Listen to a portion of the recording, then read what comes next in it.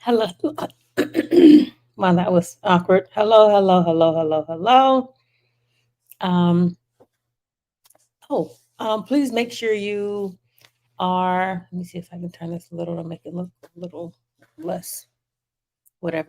Okay, so please make sure you are sharing.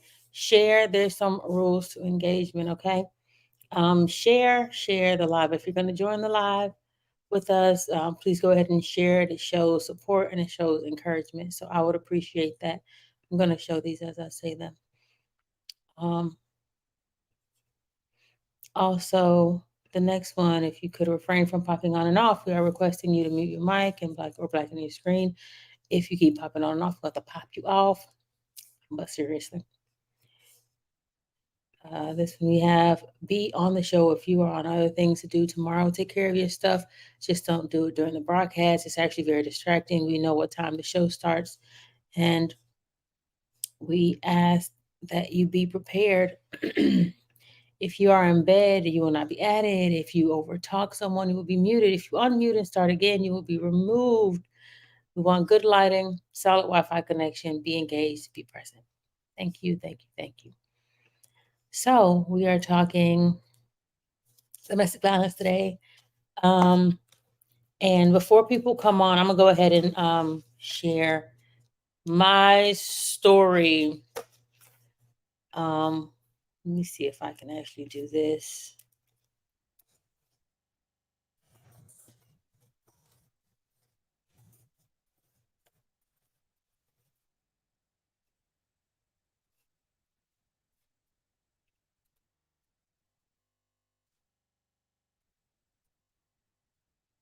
Okay, people, no one's come on yet, so I'm going to go ahead and try to.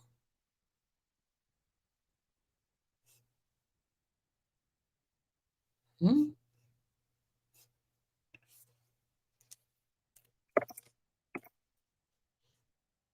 Lord. Anyway, I'm going to try to find this really quickly so that I can um, provide this link while I go into. Okay, here it is. Wow, that was good. Okay, so my story is I had moved to Atlanta. I was dating a guy before I even moved to Atlanta, right? And it was very, it was good. We were together for a very short while before we moved to Atlanta because I was going. He decided he wanted to go as well. So I um, moved to Atlanta with this guy, and we lived together. He was in one room, I was in another. Still living together, still living together. And he was all of the abusive. He was. Let me just go back. He was narcissistic. You didn't realize things until the end, but he was narcissistic. He was physical. He was a manipulator, and he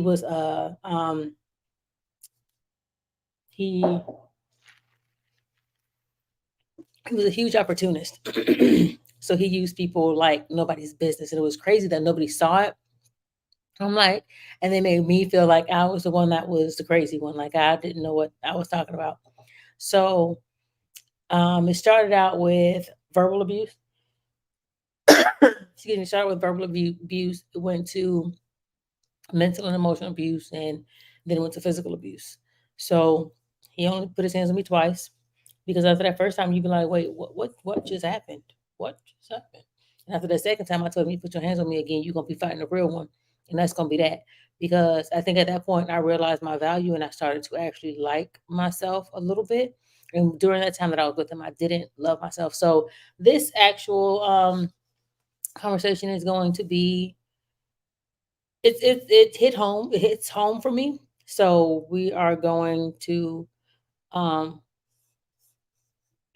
go ahead and get started. Oh, and if you have a chance, I would like for those that plan on coming on, if you could create signs, and I should have said this earlier, but I just thought of this like within the last hour or so. If you could have signs that say physical, mental, actually, you know what? We'll just talk it out. We'll talk it out. So you don't have to have your signs. So yeah, we will start. We have one person in queue. We will we have one person in queue.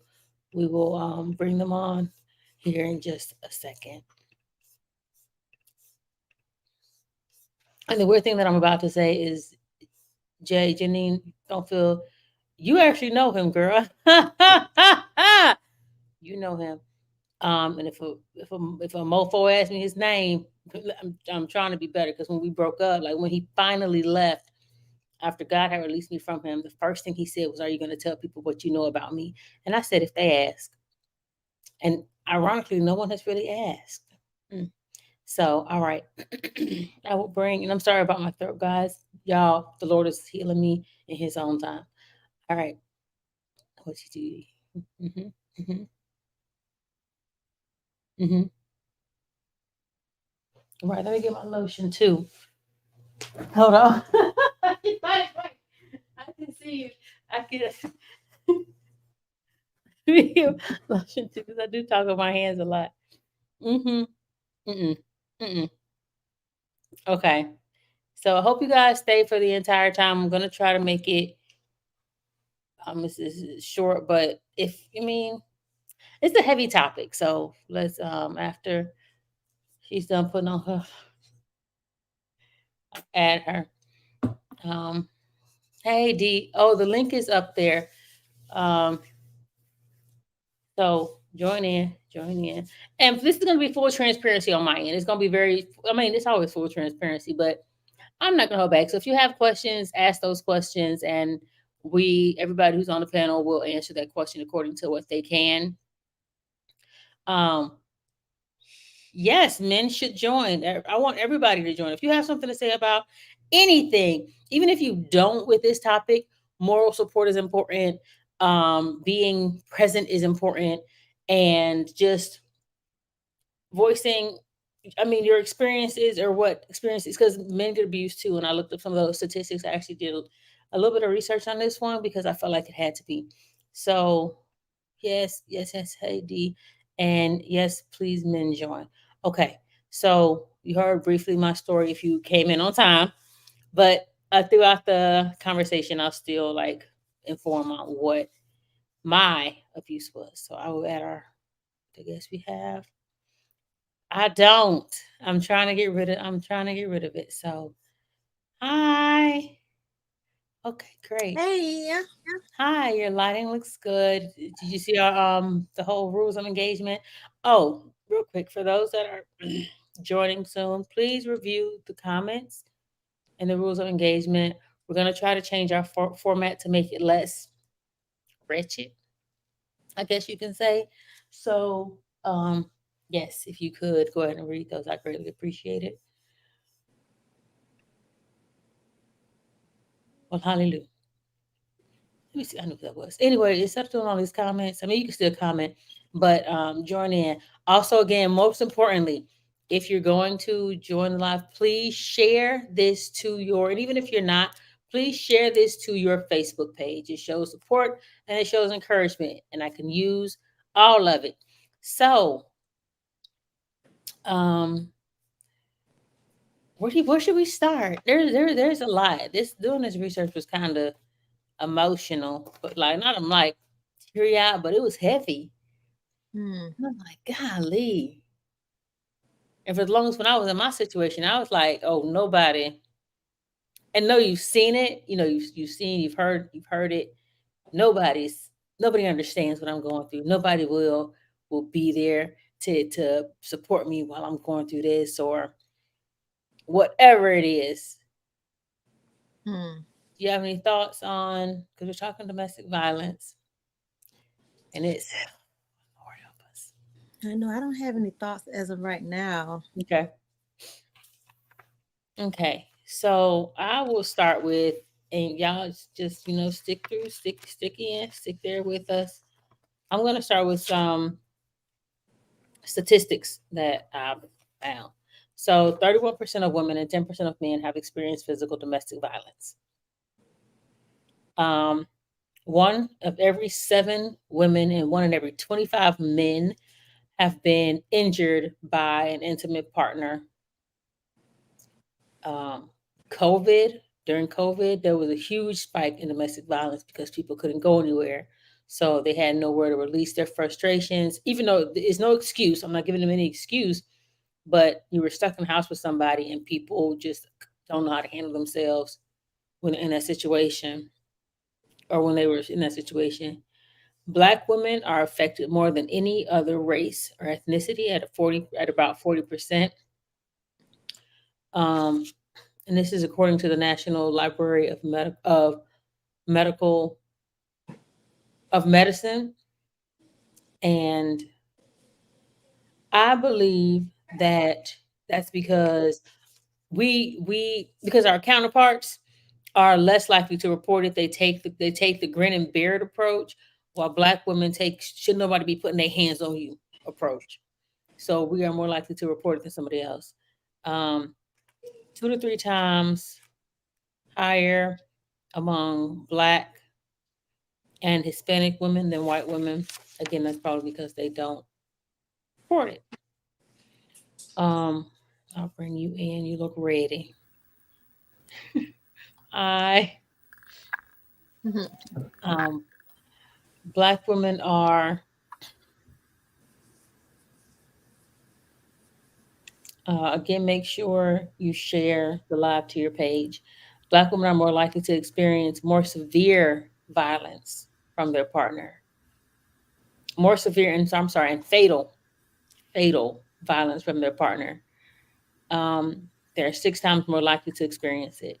In addition, we are disproportionately more likely to be criminalized by the system when seeking help, and we are more likely to be arrested from defending ourselves from our abuser. The age group where the highest amount of abuse happens is between the ages of 18 and 40. Police officers have the highest rate of domestic violence, which is at 40%. 95% of the perpetrators are male, with 5% being female, and that's probably because men don't report the abuse that they get.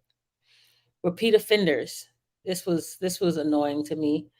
Repeat offenders, they will repeat an offense. 10 to 18% of them will repeat the offense in 6 months. 15 to 30% within 28 months, and 60% of them within 10 years. So if they know how to play the long game, like anyway. Okay, so go ahead. So I guess I'm trying to figure out what make the abuse. I know it's about control and power and maybe even low self-esteem. But what makes someone want to hit on um like a man beat on a woman knowing that he's stronger, knowing that he's bigger? What will possess, I guess that's my question in my head. What will possess a man to do that? I have two answers. I would say, like the dude I was dating, he had mommy issues. So he took out his mommy issues on Brandy. Um, Many What you mean times mommy because of issue? trauma they dealt with. The hmm? trauma that they've dealt with? A lot of times, Like far as what? like either they were abused in at home themselves. Um, But you would think someone, if that is the case, that they would be like, okay, I don't want anyone to go through that or go through what I've been through, and they would want to do something different, but but they they don't. continue They the feel like they cycle. don't. But they you don't feel would like they think have the that. power. They don't feel like they have a power, so they want to. So they're trying to get, or they're in an attempt to get that power back. And the way to get that power is to see how that's how my mom or my dad had power, so that's how I'm going to get this power. Oh, And with him, his mommy issues was she was just she's not a good mom, and she created a horrible son. And so because he felt like he had to manipulate his way into getting everything, that's what he did. And another reason is because, yeah, they know that they're stronger than women, but there's some man that they're not stronger than. So I'm gonna beat up on this person to make me feel to replace the one I actually want to beat up on. mm, mm, mm, Projection mm. and Right. displacement. What does that mean? Oh, when they displace their anger, where they put it out on someone else because. of their lack of control of one other thing. You know, I had a man do that to me recently. Not put his hands on me because he ain't put his hand on me, but just verbally. And then had the nerve to tell me he's taking it out on me because he's frustrated with something else. And I'm like, at that point, I was a little understanding because I'm like, okay, I know how that is. You know, I guess you just feel like you can't express yourself to whoever you upset with, and you decide you want to lash out on me. Okay, cool. So I think I was a little understanding about the get out. Sorry. And I did have somebody way back in the day try to pull a domestic violence move, but in my head I'm like, no, we can go toe to toe, and I know this dude can fight, but I would let you. I'm not going to be your punching bag. That's what I'm not going to do. So I picked up toys. I picked up whatever I needed to pick up. We ended up fighting. He tried to punch me. I ducked. He hit something and broke his hand. Listen, we it's going to be a haul I brought. Dang, he was going full swing. What you Golly. not gonna do is think I'm your punching bag. We gonna be in here fighting each and every chance I get if you try to swing on me. But I guess I feel sorry for the women, for the children that also has to endure abuse at the hand of anyone, and men too. I guess because I do see females, they be rocking these men worlds also. But it's just a sad, just it's just sad. I'm just trying to, I don't know. So I fell into that category of where the first time he pushed me or he grabbed me, the first time he grabbed me, I was like, "Oh wow, he must be having a bad day. This is a one-time thing. It won't happen again." He didn't even say it won't happen again. He didn't say any of that. He apologized, sure, but he never said I won't do it again. I rationalized that for myself. Now the second time, I was like, this is ongoing. Not today. So I feel like he was able to do those things with me because I didn't like myself. I didn't love my, I know.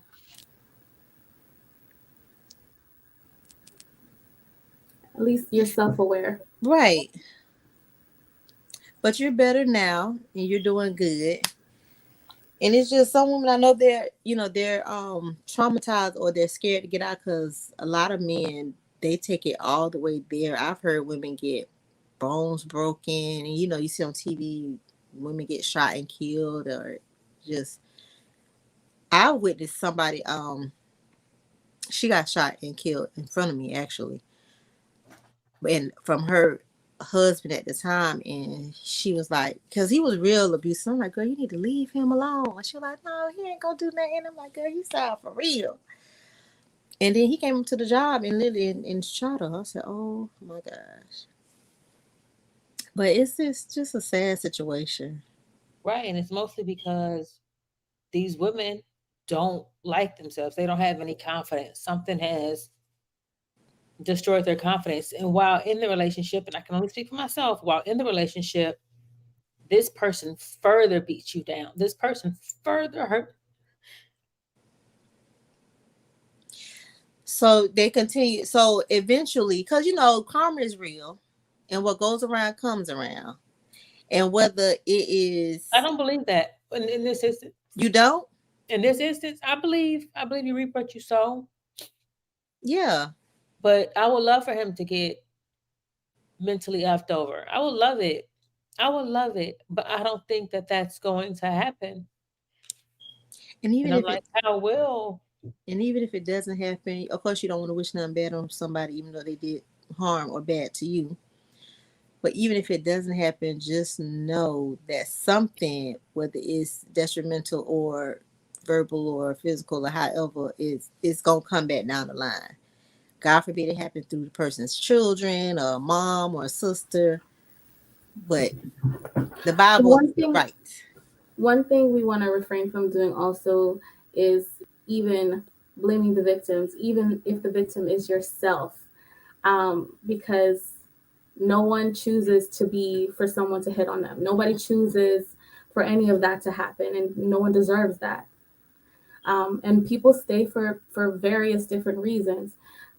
Considering like back in the day, think about it from like in the 50s and before that, when women couldn't own property, or women, if they left their husbands, they couldn't even open a credit card, their property would be given to their husbands, which sparked the whole beginning of the feminist movement, right? Mm-hmm. So a lot of those women stayed in very dangerous situations because of the fact that they would no longer be able to see their children. They would no longer, and some of those situations are still prevalent today, where if a woman chooses to leave, she'd be leaving her children a lot of times. Mm-hmm. So and then it's even sometimes when women threaten to leave, or women say they're going to leave, because a lot of them come used to come to the emergency department, and they wouldn't want to report anything that they were hit by the person that they were living with, Mm-hmm. um, Right. because of the repercussions they have to face, like going home. So you have to think of even these numbers that you see in the statistics. Those are minimal compared to the actual numbers that are out there, Exactly. Yeah. because Mm, these are only the reported numbers. Yes, right. there's a lot of male ones too, but these numbers are minuscule compared to the actual people who've been, because even with the rape victims, and one statistic I noticed that wasn't mentioned also is the fact that domestic violence is very high when a woman is pregnant. That was actually one of my board's exam questions. Oh wow. Some of the highest domestic violence cases are during pregnancy. People are weird. That don't make a lick of sense. People are Well, very can you strange. change your name, please, sir, and thank I you. know that was Just very weird too. That's just why here for support. You ain't he gotta wanted look he for has to be extra. Hey, but did y'all hear about the guy? I saw, I mean, not the guy, the girl on I Instagram. saw her, the one that got hit in the face with the brick. Yes, with the brick because she didn't want to give the guy her number. Listen, ladies, let me give y'all a word of advice. It's an app called Talkatone, or any app where you can get a number. It's not your real number. It's not even connected to your name. No, nothing. You could change this number at any given time. Get you a Talkatone number and give whoever, if you can't brush them off in a polite, gentle way, like moi, if you can't brush them off in a gentle way, give them that Talkatone number. They'll call it. It'll ring to your phone. But trust me, as soon as you get out of sight, you can delete that number. You can change numbers. I'm telling you, it works. Don't give them your real number if you really don't want to give them a number. And in this case, these men so doggone insecure. Where it's 20 women to one man, you could surely find somebody else who will give you the number and the date and the time. But you want to hit somebody in the face with a brick because she don't want to give you a number? Give her her number, give you her number. So so they that wasn't the guy she slapped in the face? she slapped him after I don't she know. hit that. It was No, a she video of didn't her slap slapping some him. guy. He came and asked her for her phone number, and he hit her in the head with a brick, and basically it fractured some of I her I saw bone it. right here where it was sticking out. Listen, she her And then apparently a whole group of men were standing there, watched that happen, and didn't do anything about it. right, That was the part that hurt my heart the most. It's right. like other men watched this happen. Hence, people are weird. It's just I sure it's because if it was their sister or it always boils down to if it was your sister, your mom, your daughter. I mean, she obviously didn't have anybody out there to help her, and y'all decided to let this man walk away and get in his car and leave after. But what some men want to say is that, oh, well, where was her man? Why wasn't she covered? People She walk by that's themselves no all the man. time. She don't need a man at that particular time. They're not Siamese twins. Let's hear. I just don't. I, Uh, two things.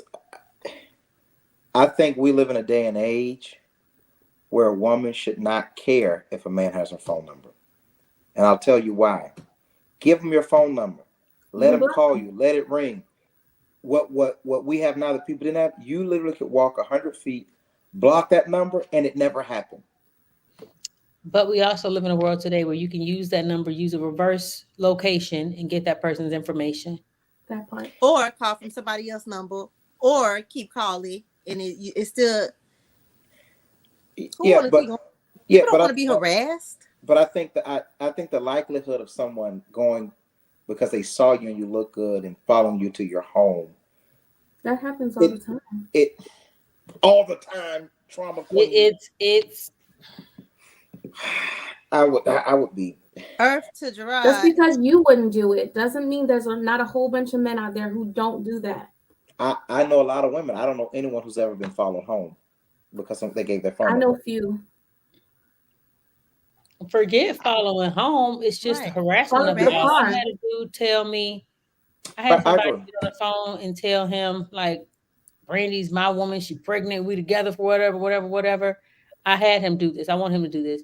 And the guy said, shut up, N word. That's my beat. I said, That's oh, what- oh, oh, Lord, it's a far. It's a We fur. both was scared.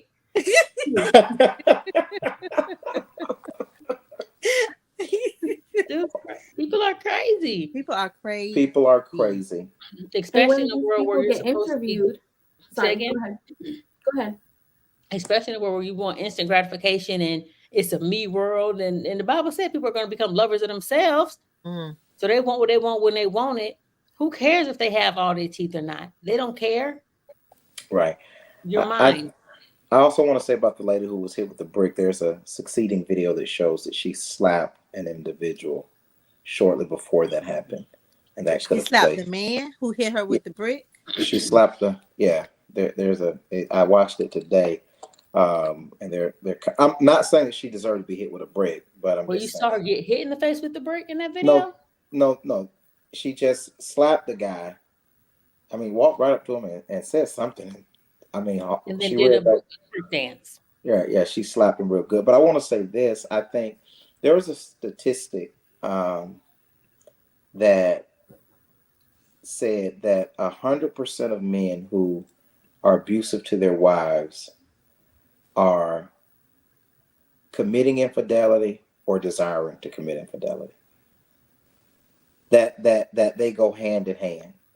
That there isn't a thing where a man is abusing his wife, and it was talking about wives that is not wrapped into either he's already cheating or he has a desire to cheat. And when you talked about abuse going up or abuse being higher, trauma queen, when someone is pregnant, I don't doubt that at all. Because if you listen to a lot of men, most relationships that are going well end when a woman gets pregnant. Think about how many people you know that start off pregnant, and by the time the baby comes, they're not with that person. There is a feeling of trapped, a feeling of anger, a feeling of all kind of stuff that crazy men, because you got to be crazy to have sex with somebody without a condom and be upset when they get pregnant. Like that's like Right. like that's literally what happens when you have sex without a condom. Somebody gets pregnant. But I think that a lot of time men who are angry or trapped and have these emotions. I'm counseling a friend of mine right now who's going through something very similar, um, and had not been in an abusive relationship before she was pregnant. And in the last couple of weeks since denoting that she's pregnant, to my knowledge, she's been harmed twice, physically hit, once punched in the mouth, along with "I don't want this baby, I don't want you," yada yada yada. And it's tough, right? It's not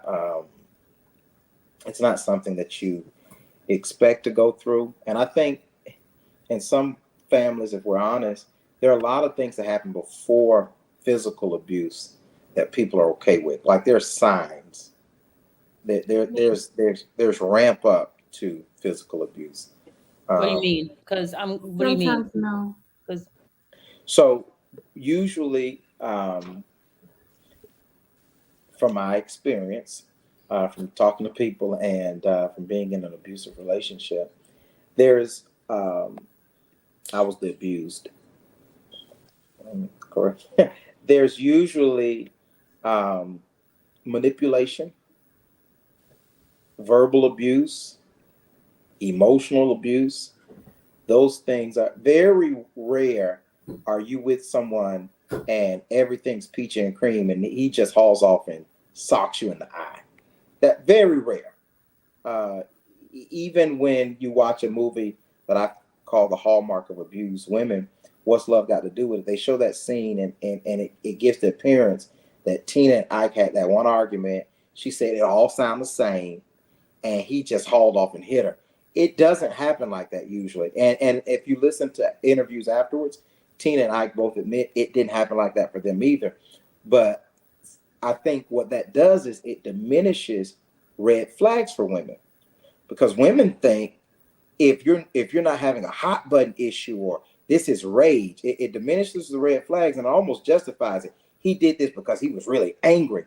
No, no, no. He did this because this is who he was, and he was already building up to this. And there's nothing you did. You can't do anything to make somebody hit you. They can leave you, but they can't hit you. I would have to agree. I would agree too, because it was that my situation was definitely. Let me ask this question: which one is the most? Which one is the most damaging? You have physical abuse, mental abuse, emotional abuse, verbal abuse, and neglect. Which one do you think is the most damaging? Emotional abuse. Hmm? Emotional abuse. Okay. Unless the physical abuse ends in your fatality, emotional abuse can sometimes be more harmful. Okay. Is that Why? Do you, mental abuse? Abuse? no, there's Because different. remember, when it comes to that, the person, you see like how just here says that it starts by somebody, you know, taking little pieces and taking little steps. So they're taking that time to break you down. And over time, you'll start to internalize that. And then that becomes who you are. I would say neglect. Um, and I Neglect. think some of those things are interconnected. But I think physical abuse only can be long term if the mental and emotional abuse has been successful. And I think those scars do last longer than a busted lip, longer than a bruised eye. I think the emotional and mental scars are deeper That's longer. and are definitely more long lasting. But you said neglect. But I think This is neglect. emotional.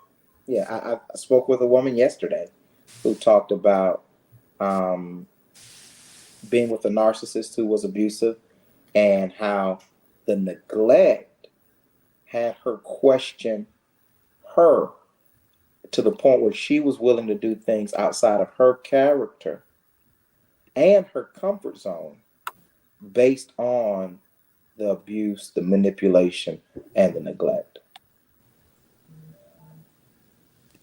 I mean, some women talk about being cheated on and finding themselves imitating the person that their spouse is cheating on. Some women who are cheated on with a man are trying to justify the fact that their partner has slept with a man and find a way how they could. You can be destroyed in by emotional and verbal abuse in some of the smallest forms um, possible. And I think that goes both ways. I think it goes both ways. There are a lot of men who suffer abuse at the hands of women, especially verbally and emotionally. A woman who can't be responsible for her action always plays victims or the victim, never hears your side. That's a form of abuse that is very rampant. Some people may chalk it up to just women behavior, but I don't think it's just women behavior. I think it's abusive.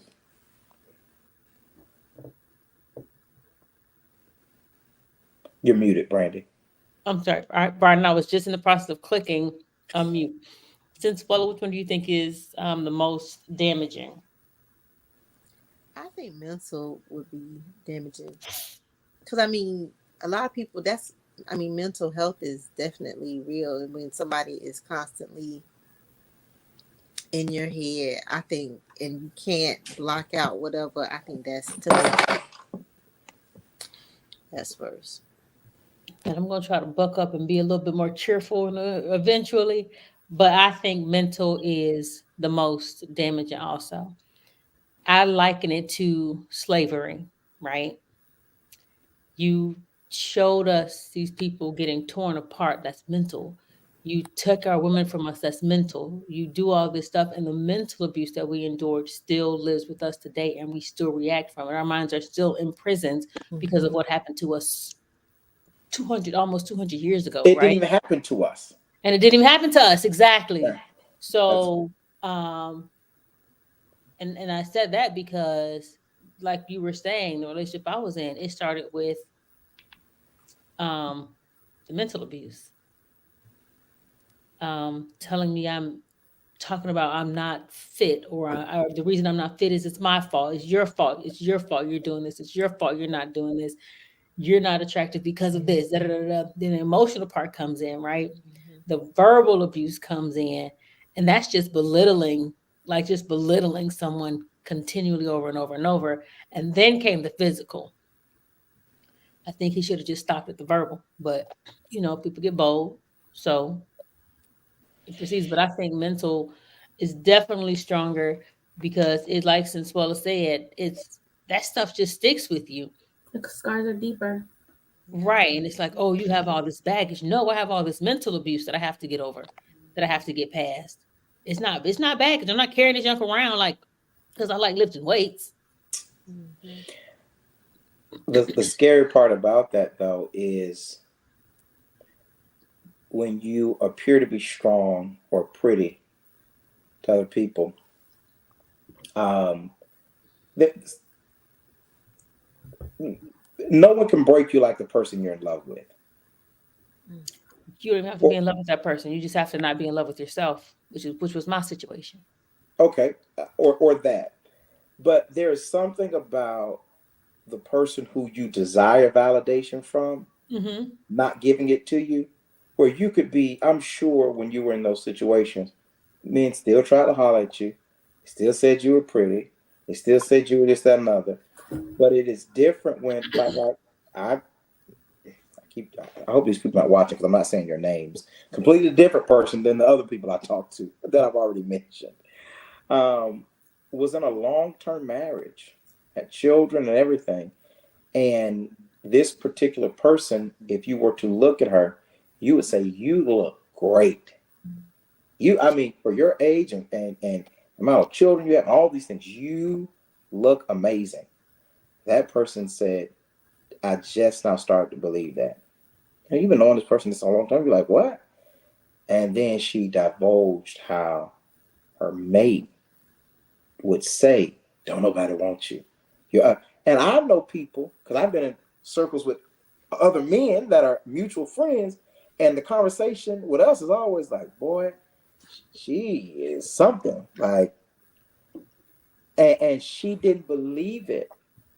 And I mean, and would remind her where she came from. When I met you, you didn't have this, or I built you, and those things lead to, unfortunately, dysfunctional relationships that, if you're not careful, can become normal. Because some men are not physically abusive, and what I mean by punch you in your eye, bust your lip, it may be a roughing up or a controlling. You don't, because some women learn how to live within the limits, right? Whatever the limit is, you know, if I know he's gonna trip and yada yada yada, I'll stay in an abusive relationship and I'll work extra hard not to get the hit or the punch or the blow, but I'll take everything else. You know Or what you're I still in a relationship so that you're not alone. mean? Or you stay in a relationship because you're scared to leave of what he may do. That's so hard. I don't know if it's because I'm a guy. That's so hard for me um to connect with, I guess. Because for me, and again, you hear crazy stories all the time, but for me, it's far back as high school. I had a friend that was in an abusive relationship, and she was living in her mom's house. And I used to say, "You, he does nothing for you. We both catch buses home. You go to your house, he goes to his house.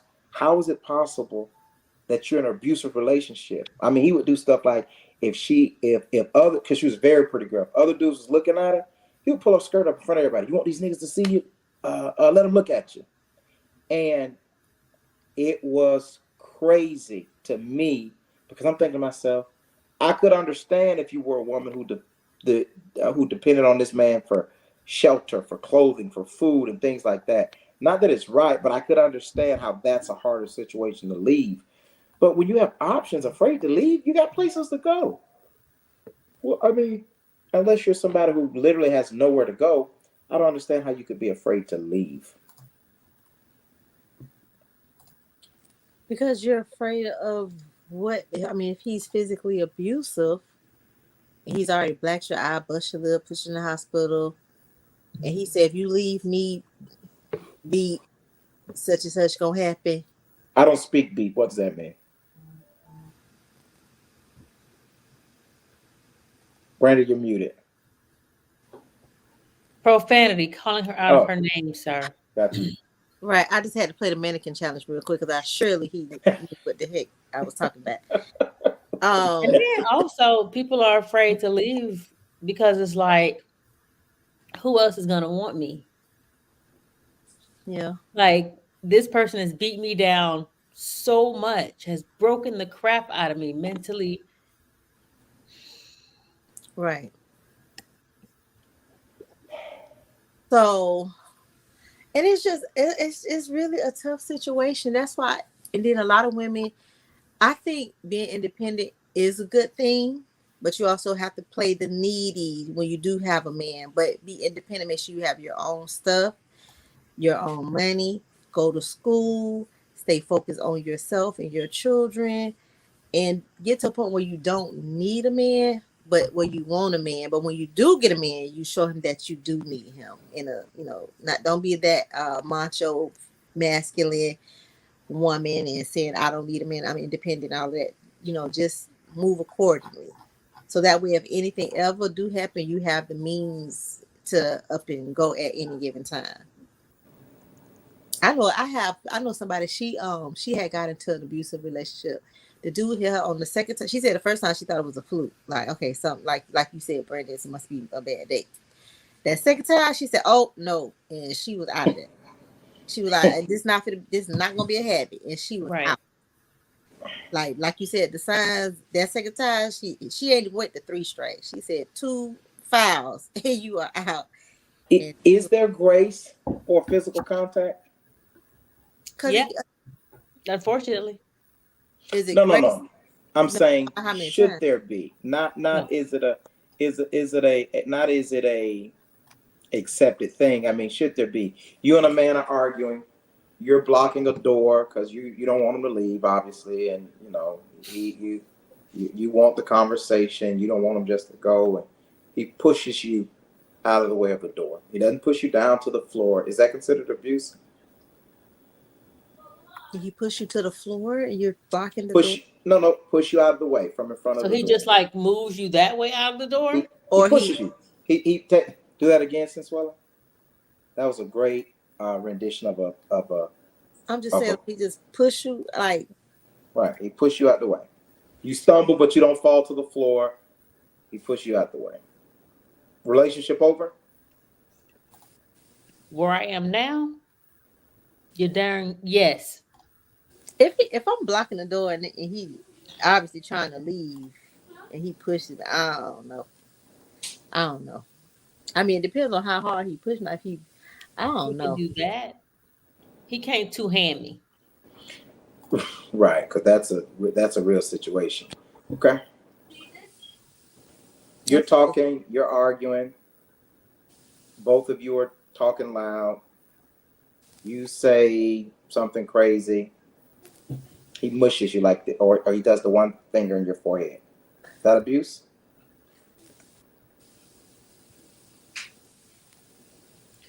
I'm gonna Is say, it over? Is this and over? we're only speaking for ourselves because everybody have their limits. Because Right. what one person will take, the next person will definitely not take. So if we're gonna answer that based off of our own selves, if he mushes me like that, I'm You just fall in your head. You just swung on him. I seen it. no. I mean, if he mushes me, See, I don't know. I really have to be put in that predicament. I can't say if I will or will not. Honestly, it Do just you depends think on. that's an abuse? Okay, I understand what you I'm would gonna take. say that it is abuse because I'm going to fight you now. And that's based on my past situation. Yeah. So yeah, you mush me in my face, you put your hands on me, you don't know how to communicate. Yeah, we're gonna have to fight. Trauma Queen, what you think? But we fighting. So let me ask this. The side look. Oh, we fighting. So there is no examples, and we're talking reality. I need a haircut. I look You rough. can pick me up and move me out the way. That's not abuse. So let me tell you what my dad said, and I may be putting my dad out and putting me out too. My dad said, "Don't hit a woman." He said, "Woman's, in your face and yada yada yada. Y'all having a heated argument because relationships have heated arguments, right? She goes through your phone, and even though you're not cheating, you sent the wrong emojis to the wrong girl. She's yah, right? She's this, that, and other. But just because you caught an emoji in the phone doesn't mean I deserve to be physically assaulted either, right? Even though I'm caught. My dad said you can't hit him. He said, but you can grab him and shake him. He said, and if you shake them right, they'll see your strength and they'll calm down. He said, you grab them. He said, you don't shake them enough to give them a seizure. He said, but you tighten around their arms just so they can feel the man. And girl, what's wrong with you? Let me go now. You got the see. Did you see that? You got the. Mm-hmm. Got it. Okay. Is That's that abuse? abusive. It's Is violent. Especially when you say that with it. right? Right. When you talking Depends to on the him under your breath, context. if he talking to you under your breath, run. If that joker, girl, I told you I'll kill you now. You better run because he mean that. That's why I said it depends on the context. I'll let you know if it happens. So physicality is, I don't know what just happened to me just then. I felt something. Hallelujah. Thank you, Jesus. I don't know. It felt like the anointing. I don't know if it was a chill or not, but Them anywho, hairs stood up on the back of his neck. right. So there is a sliding scale then for what's There is. permissible and what's not. I'm glad we can have an honest conversation about that. There is. There's a sliding scale. Okay, because that's honest. Because I mean, if literally every time there was hey, how's it going? Domestic violence. How are you? Welcome.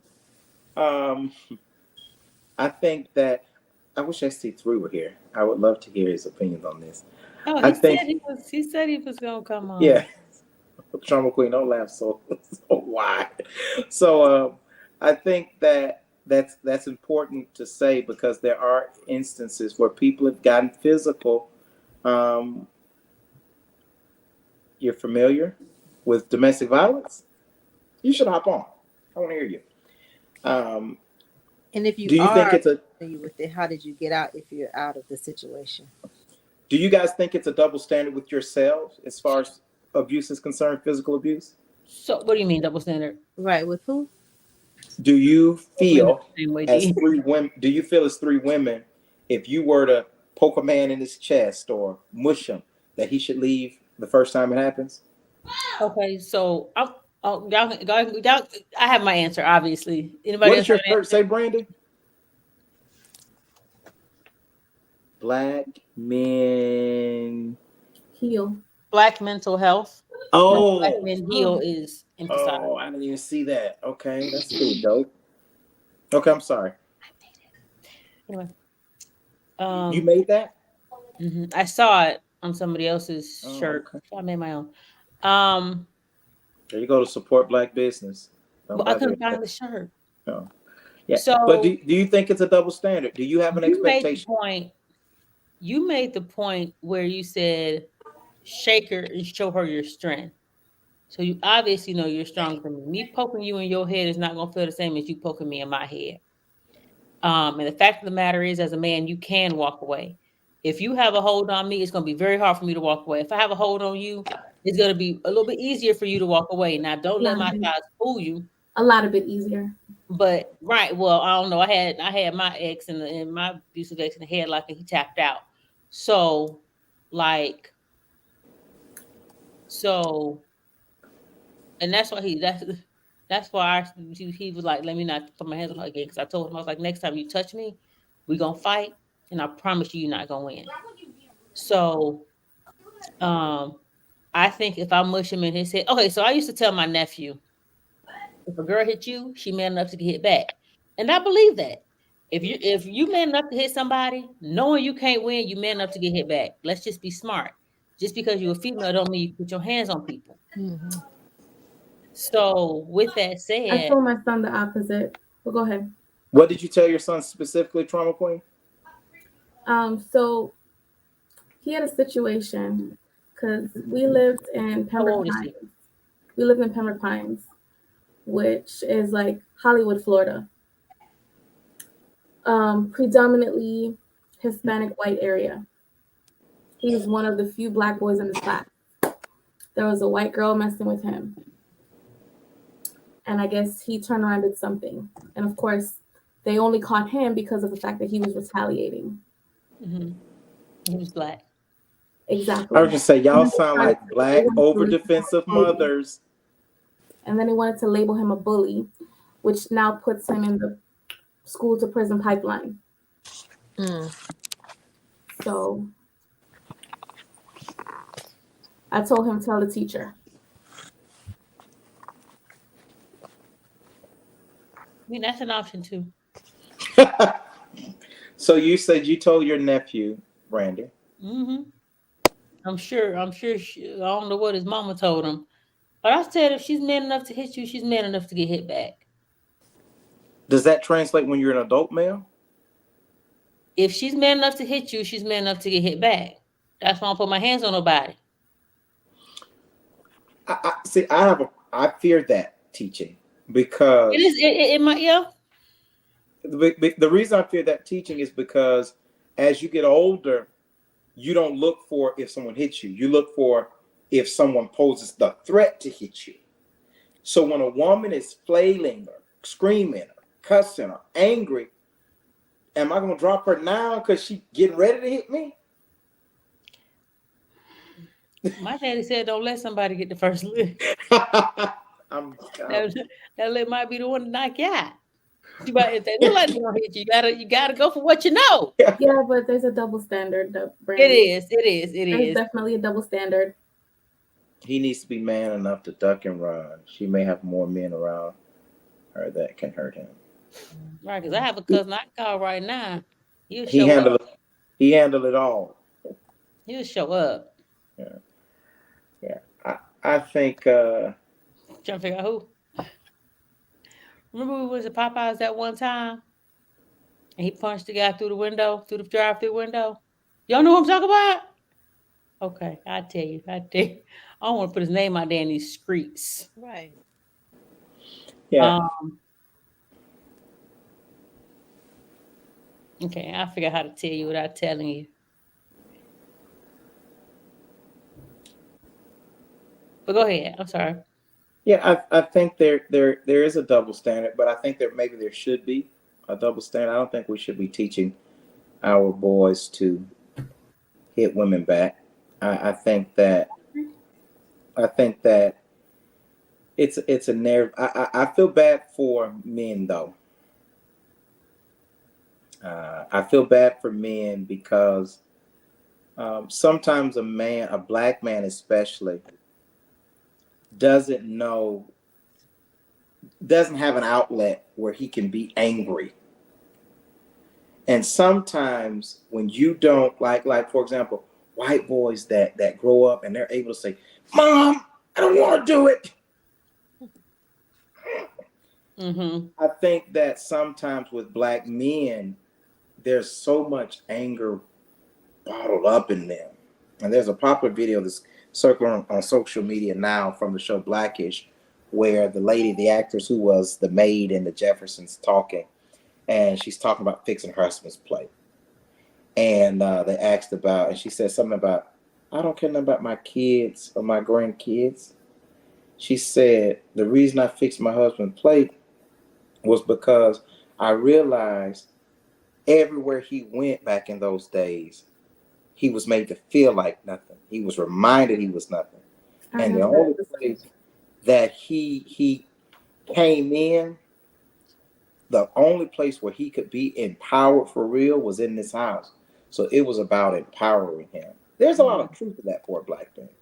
So, but also, am I mute? No, I'm not. So, also, that goes to the mental abuse is so powerful because we can't allow our children to be angry. We can't allow our children to cut up in public because the public will hurt him. You can't Mm-hmm. behave like this because you're black.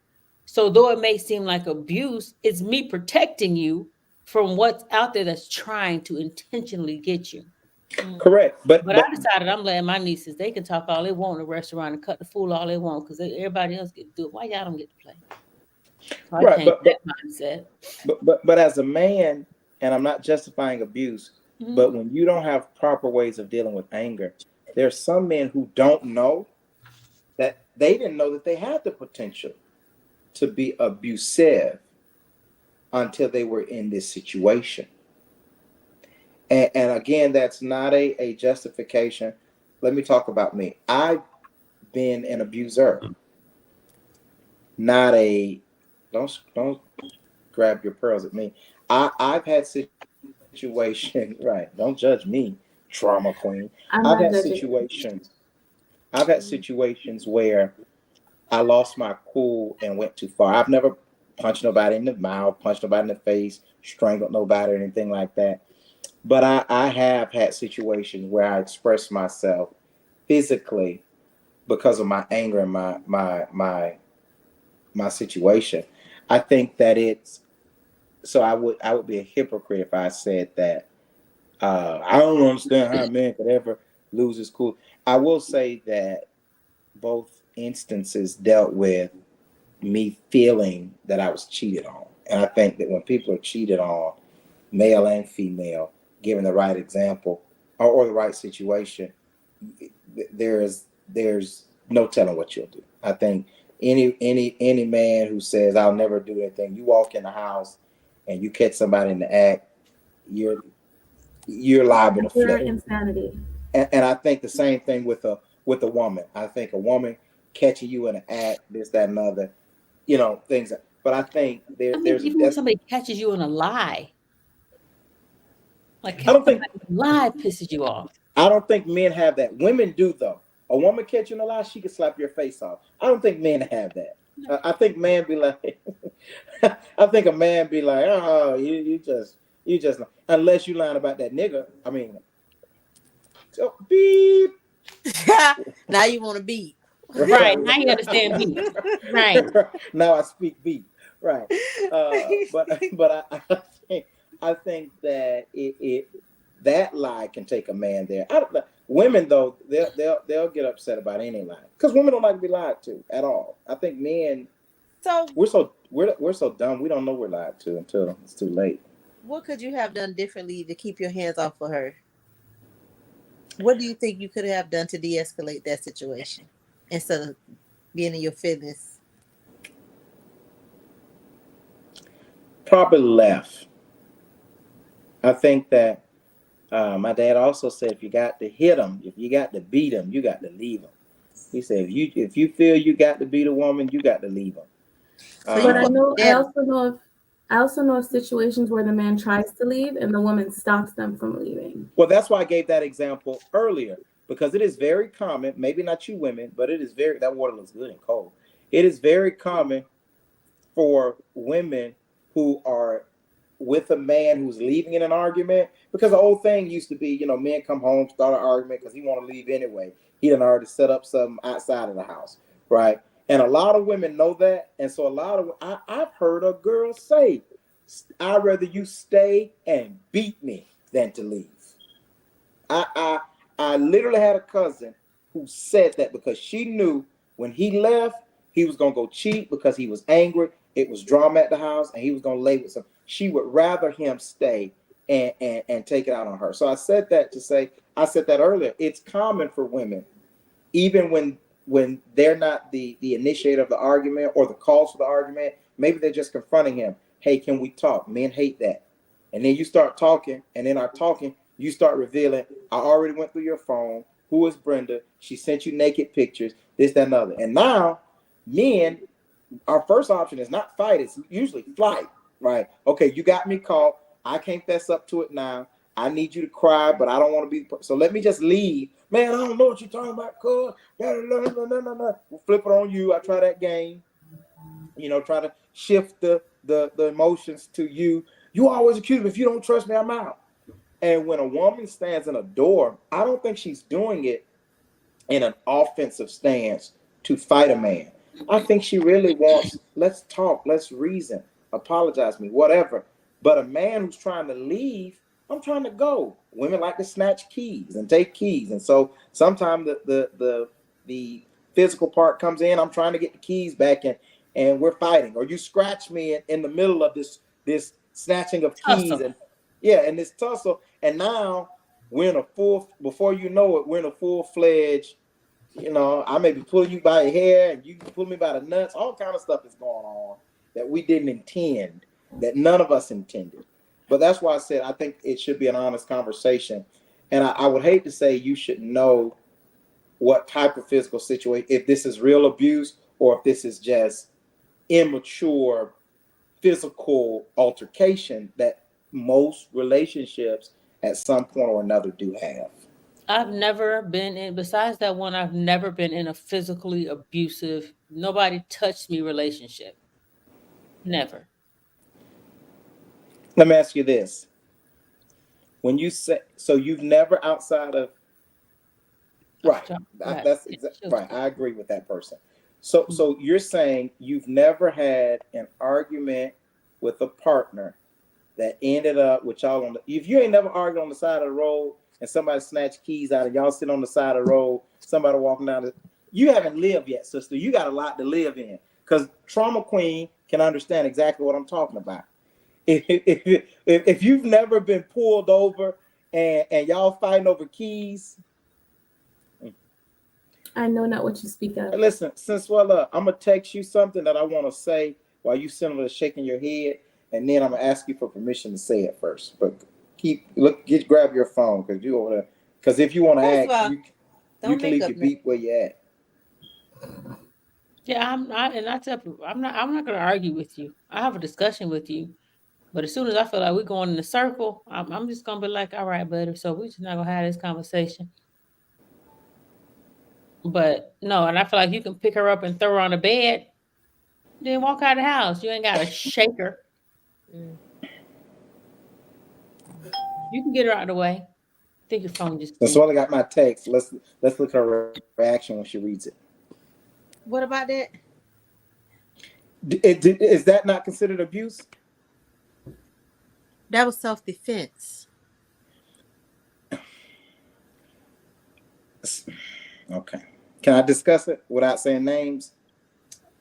Depending on how I tell you, yeah, go. So the story I heard, remember I asked you about this story 6 years ago, and because it's part of your folklore, since well as goes down in history is actually snatching a man's nuts off. Literally, that happened. I heard the story was because you called him cheating, but you're saying it was self defense tonight. So which one was it? Both. No, no, no. Both of them. I AF, come to him, both. but when he body slammed me, I so happened to look up and it is what it is. And then yeah, we end up fighting. You don't think that's abuse though? Because I'm sure you didn't say, "Hey, I heard you were cheating." You don't see you as the initiator between in that. No, I don't see me as the initiator. Listen, I ain't said. First of all, I ain't never said I ain't never hit no man. I ain't never said that. So why you trying to make it seem like I'm good at two shoes? I never said that. First of all, that situation was a fluke, and I felt like it was ordained. Let me not say ordained. Ordained. Let me not say ordained because that was more church. Anyway, but that was Destined. right. I wouldn't have done that had I not been slammed. So you're saying even if you would have caught him cheating without him slamming you, you'd have never been physical. No, I got physical. No, I did get physical when I saw it, but the point is, for that to happen, he slammed me. So when You'd have I never snatched his nuts off without him slamming you. no, I wouldn't. No, had he not slammed me, I wouldn't have been able to do that because it would have just been a regular fight. And she wouldn't have been on the It ground would in have that been a regular possession. fight. Right, yeah. But he cheated emotionally anyway. He abused her emotionally anyway. In my view, you cheat on somebody, that's emotional abuse. Right. So technically, And Oh, mentally and mental. yeah. and I like guess. he started it. Yeah, I'll buy that. Yeah, I'll take. Yeah. Oh, that's tough, man. I almost cried. I think I need Because I healing. mean, I didn't walk out. I ain't I didn't lying. You walk in, laughing? but I I'm about to walked get in. off this live and call somebody and try to reconcile and make amends and say, "Girl, you broke me." Are you gonna call and apologize to the people who you broke? Ooh, I don't know if this is tit for tat because I text you No, and I'm ask you for asking. permission. Yeah, let me call you You real know, quick. she you said I said asked no. you You for said that you permission. had did stuff to women. You said that on the thing on here. Where else would I get that from? You're You just right. said that. Did he say that or did he not say that?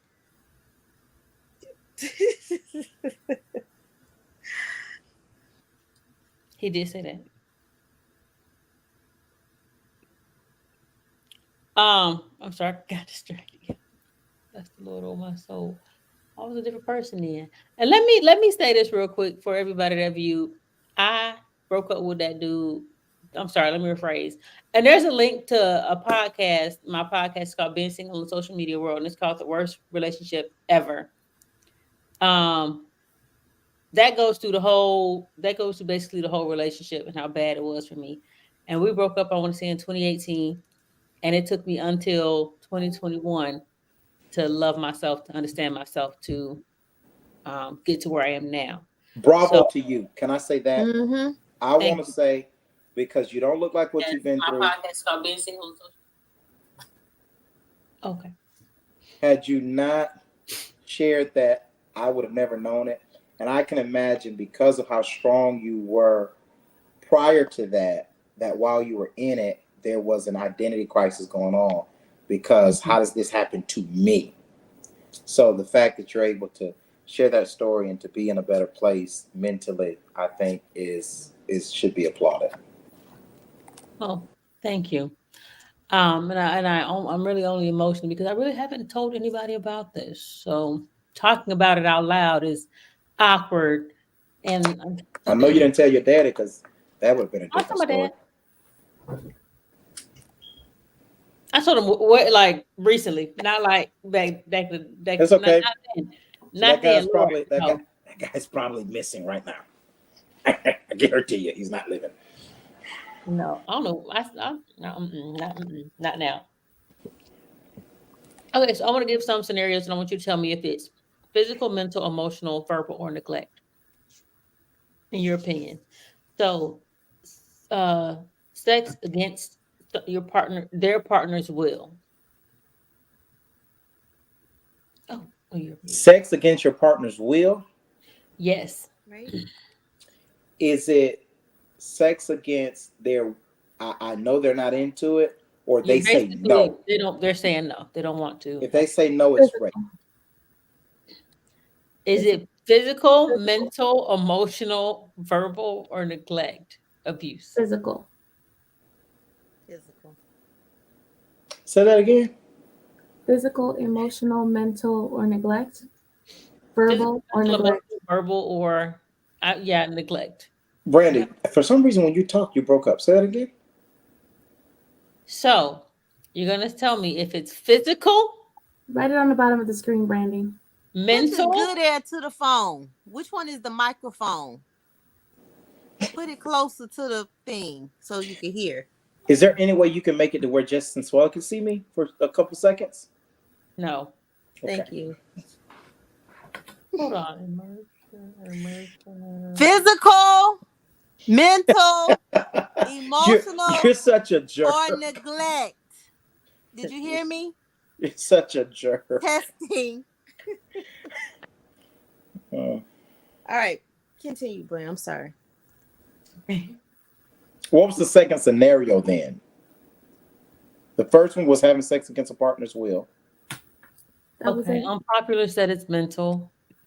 Um, Tasia said it's Illegal. physical and emotional. I agree that it's physical and emotional. Yes, I can see the emotional one. So physical and emotional. I thought we could only choose one.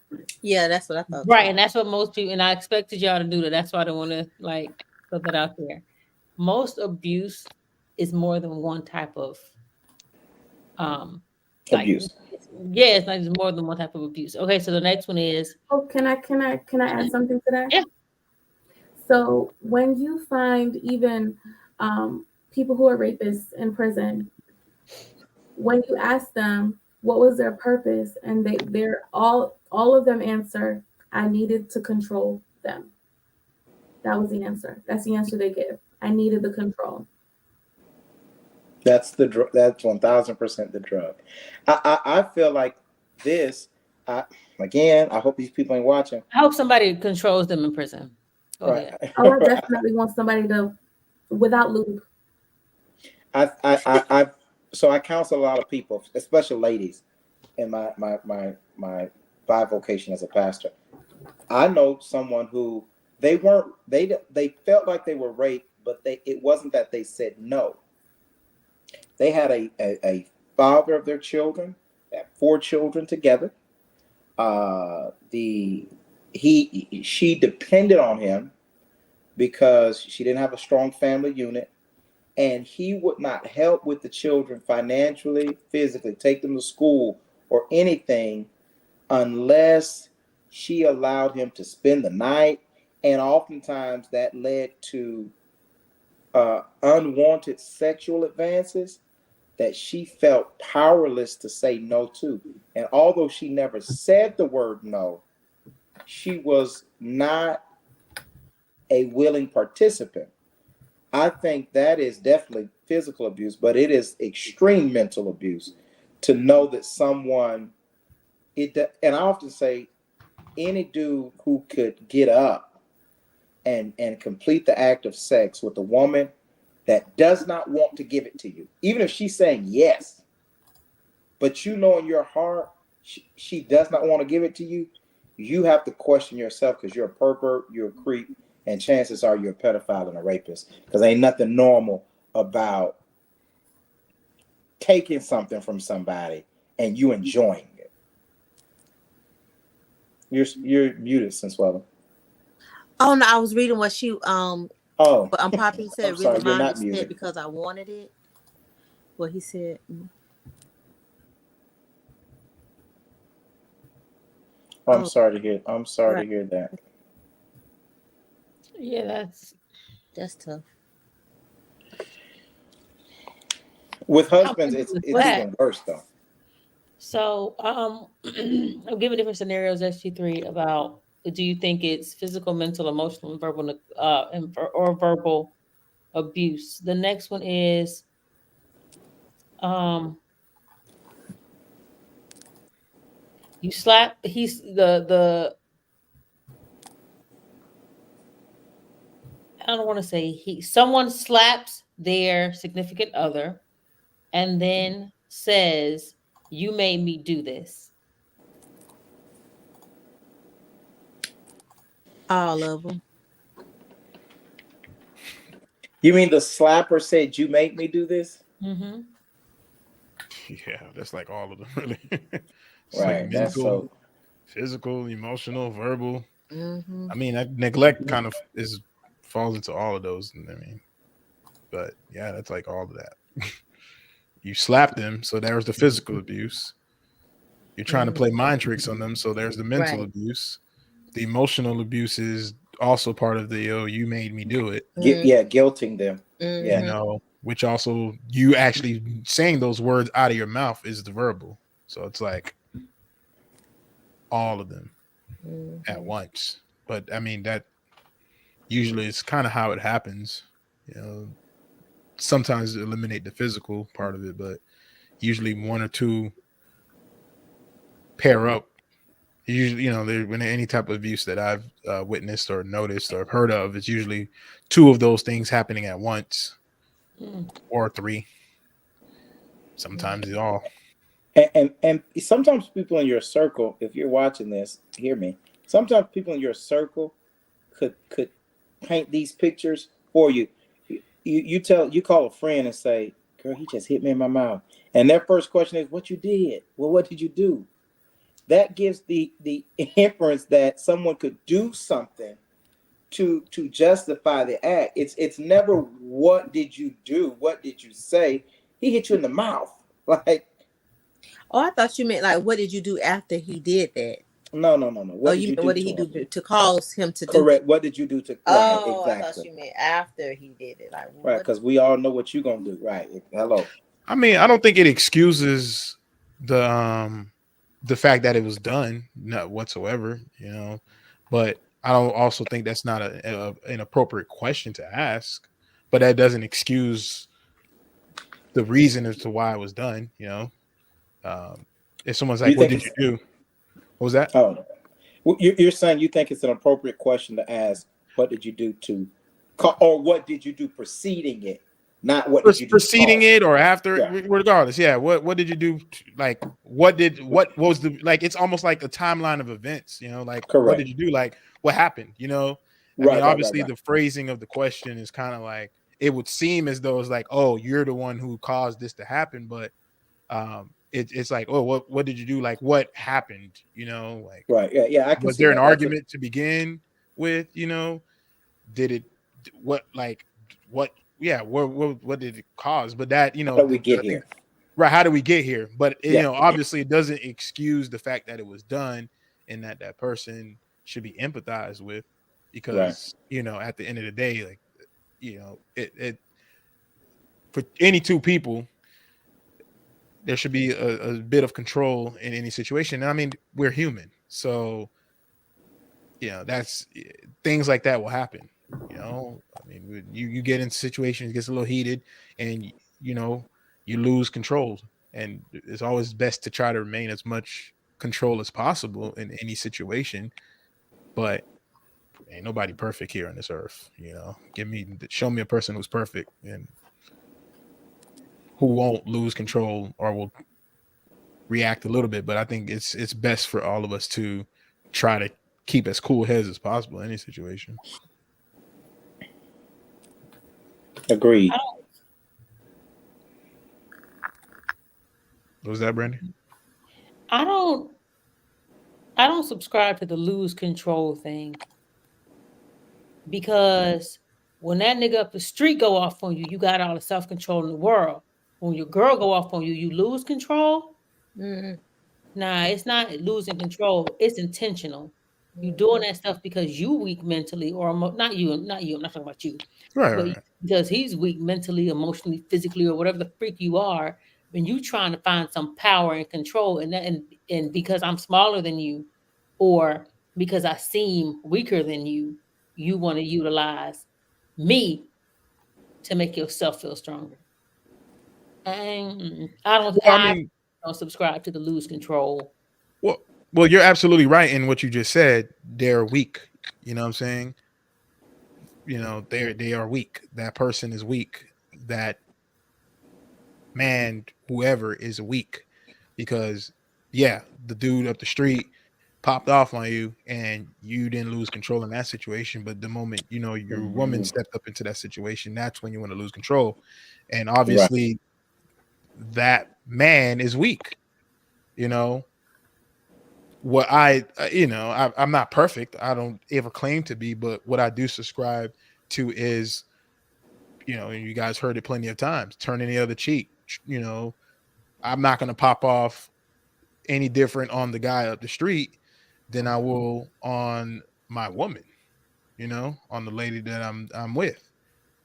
It's if I'm going to pop off, I'm going to pop off, but at the same time, you got to give me a good enough reason to pop off. But I think that's where you have to come into the situation where you have to do the work on yourself to know what is going to push you to that limit.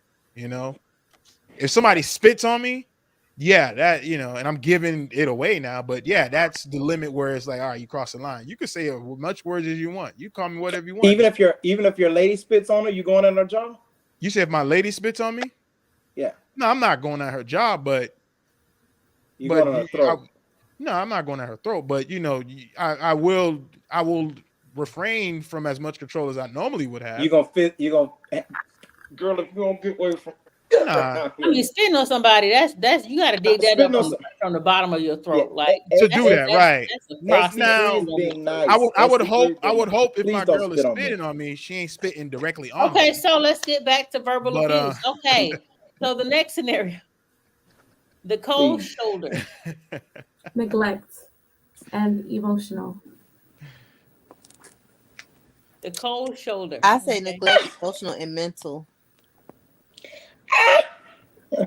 What is the difference between emotional and mental? I neglect, maybe. I don't know if it rises to the level of abuse. You say you don't think it would? I think it's neglect. I don't know if it rises to the level of abuse. It could be emotion, but because some people do things called stonewalling. And I love all your medical terms. You shut somebody out, like you basically give them, you act like they're not even there. You're in the same house with this person, and they don't speak to you for a week. I think the cold shoulder. I think she gave a term when she said the cold shoulder. I think you kind of hide it with stonewalling. I think there's levels to this, ma'am. I think cold shoulder could be temporary. It could be I'm upset for a day or so. I think that's different than stonewalling. I think stonewalling is a real thing. I think the cold shoulder stonewalling is abusive. But I don't know if the cold shoulder is. I don't know if that's neglect, maybe abuse. I don't know. I think if I'm giving you the cold shoulder because I'm trying to withhold something from you, but to manipulate, I think okay. But sometimes I could be neglectful and not of a bless you. Come on, lift your hands. Bless you, Brandy. Bless you. Thank you. Bless you. But thank you. Oh gosh, I misread that. But yeah, I think that. Yeah, but I neglect. But I could be. I mean, I'm not the doctor. You are, so. I'm gonna agree with that. It's mental, emotional, and neglect. There you have it. I'm wrong. Because you're not wrong. I mean, you're not wrong. That's your opinion. It's your opinion. Right. So I'm not listening to you. I'm stonewalling you right now. So, if you're gonna be on here, Digger, I'm gonna need you to answer. So you're gonna have to be involved. What did you call him? It says Digger down there. Oh, it doesn't say on the screen. It say what? Can I see it? Sound like you said nigger. I thought the same thing. I thought you said nigger. I heard her. She said Digger. That's what his name is all the time. Oh my gosh. I thought she said something. I was the way like, you said it, I didn't see it on the screen. Me neither. Now, if you're gonna be on here, nigger. Right. Right. And then you say it. Right. And the ER makes it real. Oh, make it real. And even amongst the black people. Okay, so not giving someone the affection they believe they need. Emotional. No. Listen, I can't be responsible for the affection that you believe you. Is that what the definition of cold shoulder is? No. If I want to feel love, you can't. No. Listen to the question that she asked. She said, not giving someone the affection that they believe they need. There are some people that you will go crazy trying to heal their emotional issues. I'm not saying being neglectful, but you're muted. I'm not. I said, then why you with me? You and Swallow, were y'all lip sync challenges? She did the exact same thing. She did the exact same thing earlier. That you think you need. Right. So what happens when you think you need something I can't give you? I'm supposed to die trying? Yes. Y'all, come on now. Yeah, That was in jest. Um, right. I mean, Eh, it's not some women are abuse. well, needy. a lot of times a lot of times, especially because women are very emotional beings, we verbalize that that's something that we need. That's fair, but that's not abuse. Right, I agree. It's not abuse. I mean, if you're not getting what you need from one What was the place, scenario? Um, you give not giving someone the emotion. I'm sorry, not giving someone the affection they believe they need. yeah, So if your that girlfriend or wife comes to you and say, "Hey, I need," or even a man, let's turn it around. Let's put on a man. A man comes in, you come into the house, and then you say you would prefer for your wife to greet you when you come home, like she puts her phone down and greets you. That's an emotional need for you. For men, okay. sex is an emotional need, and it's a physical need. Physical. No, but they say when his in the book, his needs, her needs, it's actually listed in the top 5 of emotional needs. Sexual satisfaction. Well, this is coming from a man. It's a physical need. That that was a man who wrote that book. But Well, okay. I'm a man too, so I'm telling you, physical need. I need to nut, so that's a Okay. physical thing. So if it's an emotional need, regardless of what it is, if it's an emotional need that when you come into the I house, really thought we were gonna have a nice conversation this week. It's just nothing wrong. We're not mean. I'm not being mean. I'm just when being you come honest. into the house, you expect your wife to greet you and put her phone down, give you the attention. And she is just ignoring you the whole time. And she's not feeding into that emotional need, right? Despite how much you tell her that that's something that you need. You know It's not what? abuse though. I get how you tried to frame it, but I it's would not say it's abuse. neglect. You're just not doing the duties that I I've would laid say out it's for you to do. neglect. No, I would say you're it's just not. neglect. I mean, but you're just to me, you're just not doing the duties I laid out for you to do. Yeah, you're Right? As neglecting. Or my the as my person's wife. just not trying. Because You're it's a just not difference. trying, whatever. But Right. there's So a certain still, amount of things that That's something that we've you already agreed do on. We anyway. would do. I Uh-oh, would do uh-oh. this. I would do X, Y, and Z, and you would do A, B, and C. You're not doing A, B, and C, so you're not upholding your end of the deal of whatever So I'm He's holding my end neglecting X, you. Y, Z. You're No, not holding up A, B, C. But that Yeah, has that's nothing to do neglect. with so if abuse. it's your I'm not love being abused language, in a situation. You're not fulfilling your part of The the duties. obligation, which It's at that neglect. so point if is just so like, if it's okay, either you fulfill it or somebody else will. But it's not That's true. abuse. You're not abusing me. It's somebody else will fulfill it. That's not a okay, need. so if That's it's a your love must. language to receive, like for your wife to cook for you, Yeah. Well, I'll make it he easier said, for you. My "Yeah." love language is physical touch and quality time. I there's agree. multiple It's love hard languages. to Well, Nobody, believe it's your I'm just telling language. you directly why what we gotta mine is. do this It's every week, hard to believe. 63? Why we can't just It's why you it's can't No, hard to just because believe it's vibe? your love we all language, can't just because quality you zip want to time. out. frame it. You want to Listen, frame it in a box, and it's not that listen, simple. You listen, can't just listen. frame it I like that. call bacon strips on your love language being quality time because someone would have to enjoy the time of quality. I call bacon strips. No, Well, listen, just because you don't enjoy it doesn't mean a listen, woman doesn't, bro, and bro. that's I what I missed you. prefer: a woman to enjoy it. I asked about you earlier, bro. Ooh. Bro, you can give me a man hug, bro, right now. Come on. I'm good. Come on, come on, Abe. Come on, I'm no, no, good. come on, come on. It's okay, I'm bro. good. Look, my hands are Go on your ahead. shoulder. My hands are on All your right, shoulder. It's okay. So all listen, right. So I go ahead. think it is. I think it is neglect, and the reason I think it's neglect when someone has a need and they're your partner, and it's something that they're asking that it's something that you can do, Mm-hmm. and you neglect to do what you can do. Mm-hmm. It's That neglect. is that is a serious infraction, right? I think what I was saying was sometimes people have expectations of a partner that they can't give. Hmm. And like that's like you understandable. like you start dating a girl, she's ratchet, she got a 12th grade education, and you later on you get intellectual, you start reading books, and then you're upset because she can't have intelligent conversation with you. You're expecting something from her that she has not shown you the capacity to give you. That's what I was talking. I don't think that's neglect.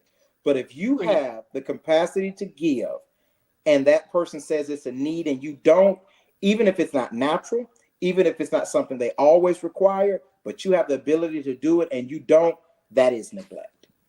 I think you also agreed to be on this journey with me, and you're denying me this journey because you don't feel, because something isn't important to you.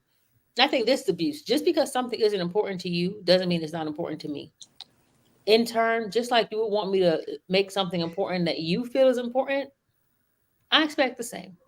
I got a question about that. Well, how's that abuse though? How's that abuse? You're denying me. You're neglecting me. It's neglect, and it's emotional. It's emotional also.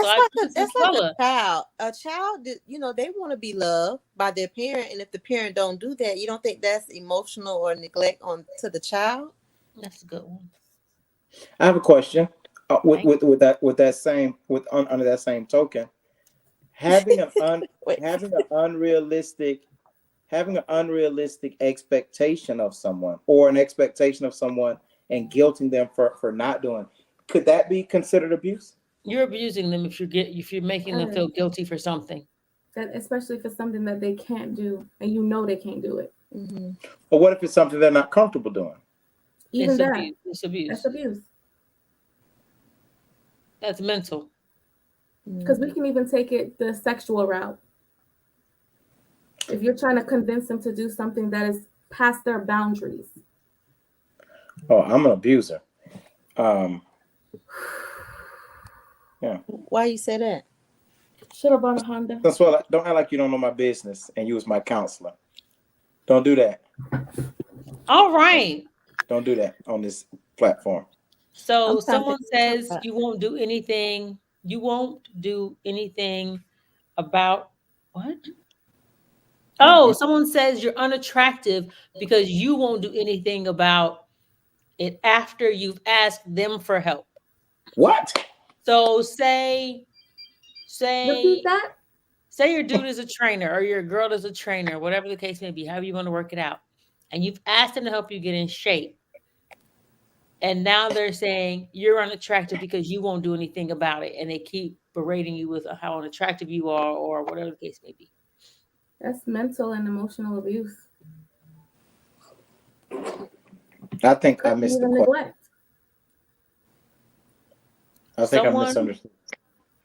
Your significant other says to you you're unattractive because you won't do anything about it after you've asked your significant other for help to get to be attractive, to get fit in this example.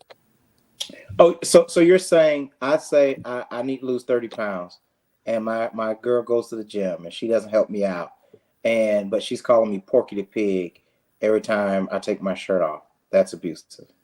I think any negative, even in cute ways, I think any negative comment about a partner's physical is borderline abuse. Even if you're joking, especially if it's in front of people. I think it's borderline. I think it's full on mental abuse, mental and emotional abuse. Anytime you're belittling your partner like that, that's abuse. I think that's verbal abuse. I mean, it's mental too, but I think it's verbal. Yeah. To me, it's more mental because they're trying to break you down. Right. But watch this though. I went up a flight of stairs with my girl and I'm breathing heavy. She needs to say, "You breathing heavy, my boy." I mean, I don't think that's abuse. No, but if she's calling you Porky the Pig and she's a trainer and you're asking her for help and she's refusing to do that.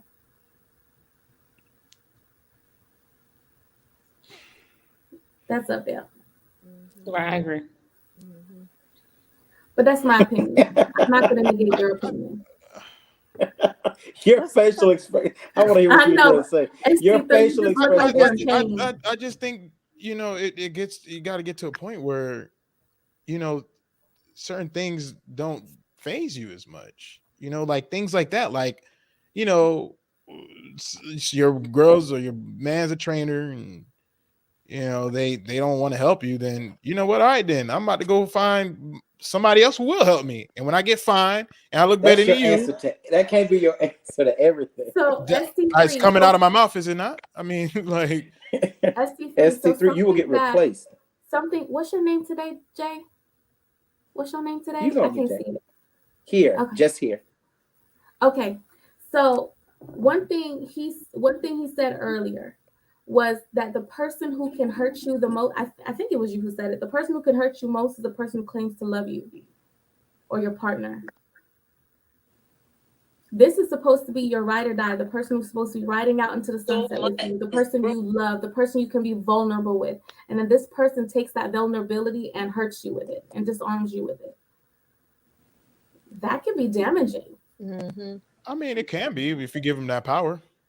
But you have given them the power because you've given them your vulnerability. So you've given Like, them the armor, you've given them the weapons to go against you. right, but if no weapons form against you shall prosper, then Never mind. Next question. if no No, weapons and form I against you shall agree. I prosper, agree with then Danielle very much if because no I was weapons in a form against you situation shall where I prosper, told then somebody about my you could shoot me with my insecurities, own. and he You could shoot. used those insecurities against me every chance he got. Who's this? Ex. He used Oh, those. He used those every chance he got, and it made me not want to be able. I had nobody. I had nobody to talk to. It made me very insecure about myself. It was aggressive. well, I truth be Oh, told, sorry, for go ahead. me in my own situation, I found it that I was the one that was abusing myself more than anybody else was, because the things that I thought about myself, nobody else thought. So I'm sitting here thinking all these things, and they thinking this and that, and the whole time that's not even what they thought at all. But just And imagine it if they wasn't had until confirmed it what was that? over and over. Just imagine if they had confirmed it over and over and over, I and mean, I've had that you happen. feel you've gotten past I, it, but they I've bring I've it back had up. I've had that happen, and I went and I did something about it. I changed myself, right? And even then, it was still something. So then I realized at the end of the day, it don't matter what you change. It don't matter what you do. If you don't have that security within yourself, then anybody could find any little weapon to poke at you, to shoot you with, to kill you with. So what you got to do now is be defensible against that. No weapon formed against you shall prosper. So I one thing, think go That ahead, don't I'm mean they sorry. don't hurt. Go ahead. I think vulnerability. I think anyone exploiting a vulnerability, whether it's a physical flaw, a secret you told them, a sex tape you shared, um, or any of these things, is abuse.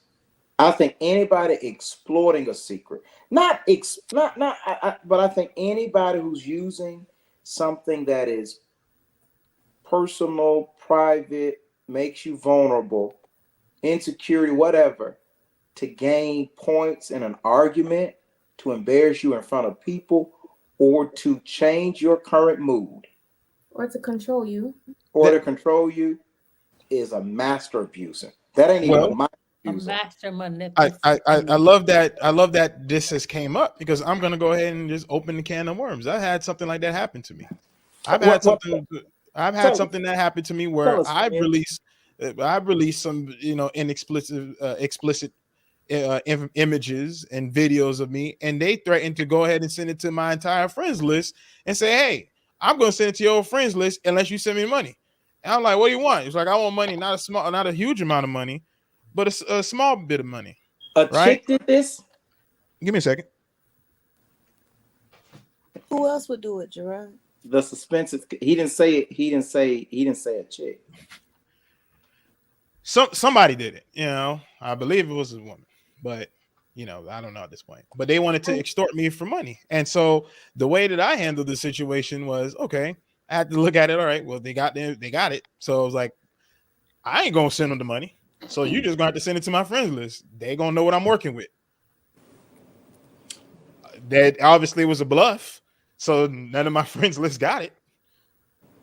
At least not now. I don't know if they ever will. But if you ever get an explicit photo of me, then Well, one thing that I can say that most yeah. men have said is that um, when a woman takes, because especially since men don't vocalize and don't like to speak about their feelings and don't like to be vulnerable, that when they are able to become vulnerable with a partner and they weaponize that, they no longer have trust for that person, and they will Oh never yeah, yeah. they That's will your point. never they will never live that down, because Well, I that think is that's the the case for most anything, right? disrespectful thing you can do to a partner. Yeah, I mean, I think that's the case for anything. Once you've betrayed someone's trust, then you don't operate with them the same way from there on out. I I I think if, and there are laws against this stuff now. Revenge Mhm. porn is illegal in most states Right. and can get you a lot of time.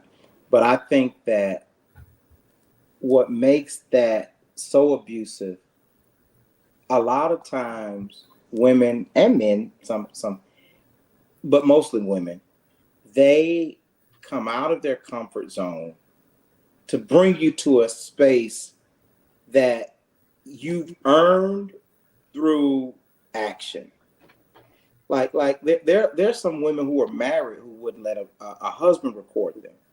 So if a girl brings you into that space that you've earned it, to betray that space for emotional gain, control, manipulation, I could imagine that it would throw somebody off their rocker as far as trusting people altogether. You know what I mean? I think that's tough. To for someone who knows you, someone trying to extort you that doesn't really know you. R. Kelly's friend who found the tape, and that's one thing. But the person who you laid up with, the person who you let into your safe space, and you built the space around them, for that person to betray that is super abusive. It could take years from you to shake that something like that off. Let me cut in and ask this question. Getting off of this is it mental or physical, whatever. What advice do you have for someone who's being abused? Like, say you know someone that's being abused right now. What advice? We'll go down the line. We'll start with the fellas, since y'all got a comment about y'all got a pee about everything. What advice would you give someone that is being abused right now? I would say if it's legitimate abuse, as we described it, not the immature stuff that we discussed earlier, but if it's legitimate abuse, you cannot stay. You cannot stay with an abuser. It's not an option for you to stay with an abuser because they will kill you. Are you talking about physical abuse then? Physical abuse. Okay. Yeah, you cannot stay. I think physical is if you're in a mental. Okay, let me do this. If you're in a physical abusive relationship, you got to get out now. If you're in a mental or emotional abusive relationship, you need to see if this person jacked up and doing this inadvertently or if this is an intentional. Because if it's inadvertently because they're a broken person, you still may need a break, but you can work on that. Because some people hurt people, right? And they don't necessarily intend to. But if this person is emotionally and verbally abusive intentionally, you still need to leave. You don't need to stay with that. Manipulating you, acting like they want you when they get you back, treating you bad, that is abusive. You need to go. I would say in any case, get out, no matter mental, physical, whatever. But Touch your mouse real quick. Touch your mouse real quick so your screensaver don't come on. Go ahead. what? I said touch your mouse real quick so your screensaver doesn't come on while you're That's talking. that's not how that works.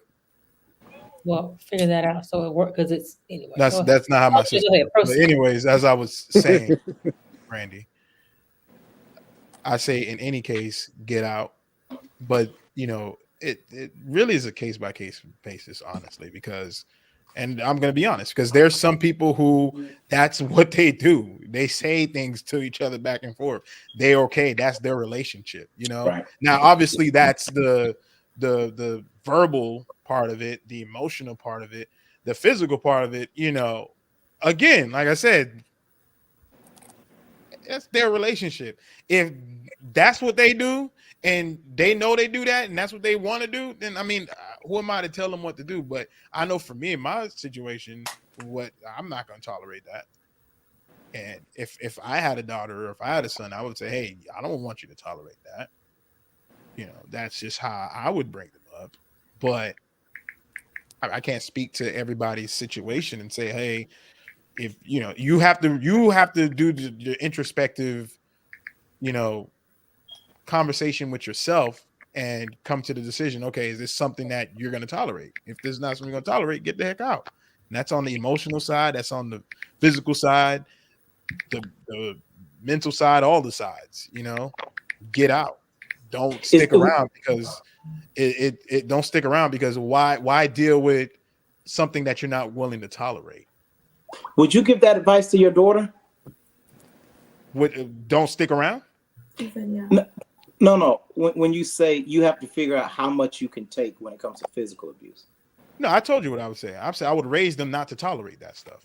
Yeah. Because that's just how in my life and in my household, that's how I am. And so that's how I raise my children. But I can't speak for someone else's household. Right. I can't speak for someone else's life. But in my life and what I'm going to raise my children up to, hey, you don't tolerate that. Now, when they're out of when they're no longer in my control and they're at the age to make their own decisions, the best I can do is be there and know what I will tolerate and what I won't tolerate for them. But what can I really do at that point? Right. Because that's the decision. That's what they're doing. All I can do is raise them in the way that I would want them to be when they get to the age of when they're able to make the decision for themselves. And at that point, they'll know, hey, my dad said, hey, I don't tolerate this, so I'm out. Right. I feel like sometimes if it's your child and you're like, oh, well, I raised you out of my house, blah, blah, that, this, that, and the third. Sometimes people just want to see you fight for them. Sometimes people need you to fight for them because they can't fight for themselves. Mm-hmm. So by you fighting for them, it encourages them to pick up the sword and join in the fight. I'm not alone in this. I'm not by myself. I may not be able to take you by myself, but me and my daddy or me and my sister or me and my auntie or me and my mom, we going to do this together. So that's just my opinion. I ain't trying to tell you what not to do, what to do. Well, I think I kind of said that clearly. I said I don't tolerate that. So in my household, that's how I'm going to raise my children. Not to you tolerate said when they're out of the house. I said if they're out of the house and they decide that's what they're going to tolerate, I'm going to do what I can do within my control. But at the end of the day, they are making that decision.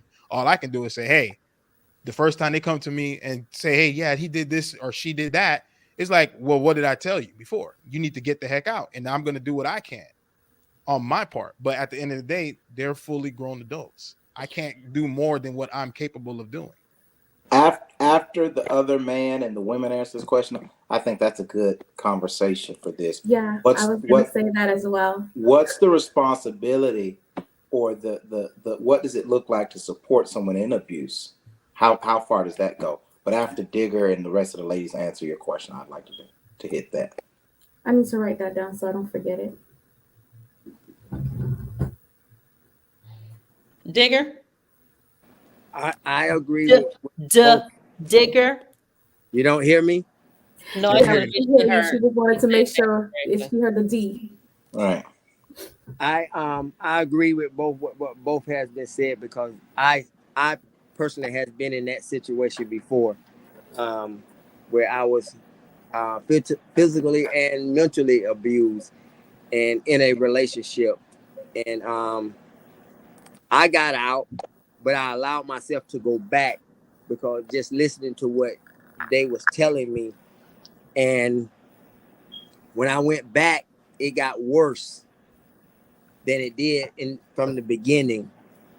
And my advice to anyone, male or female, anyone disrespect you, call you out your name, say anything to belittle you, low rate you, it's time to go. It's time to go because that's not what no one deserved.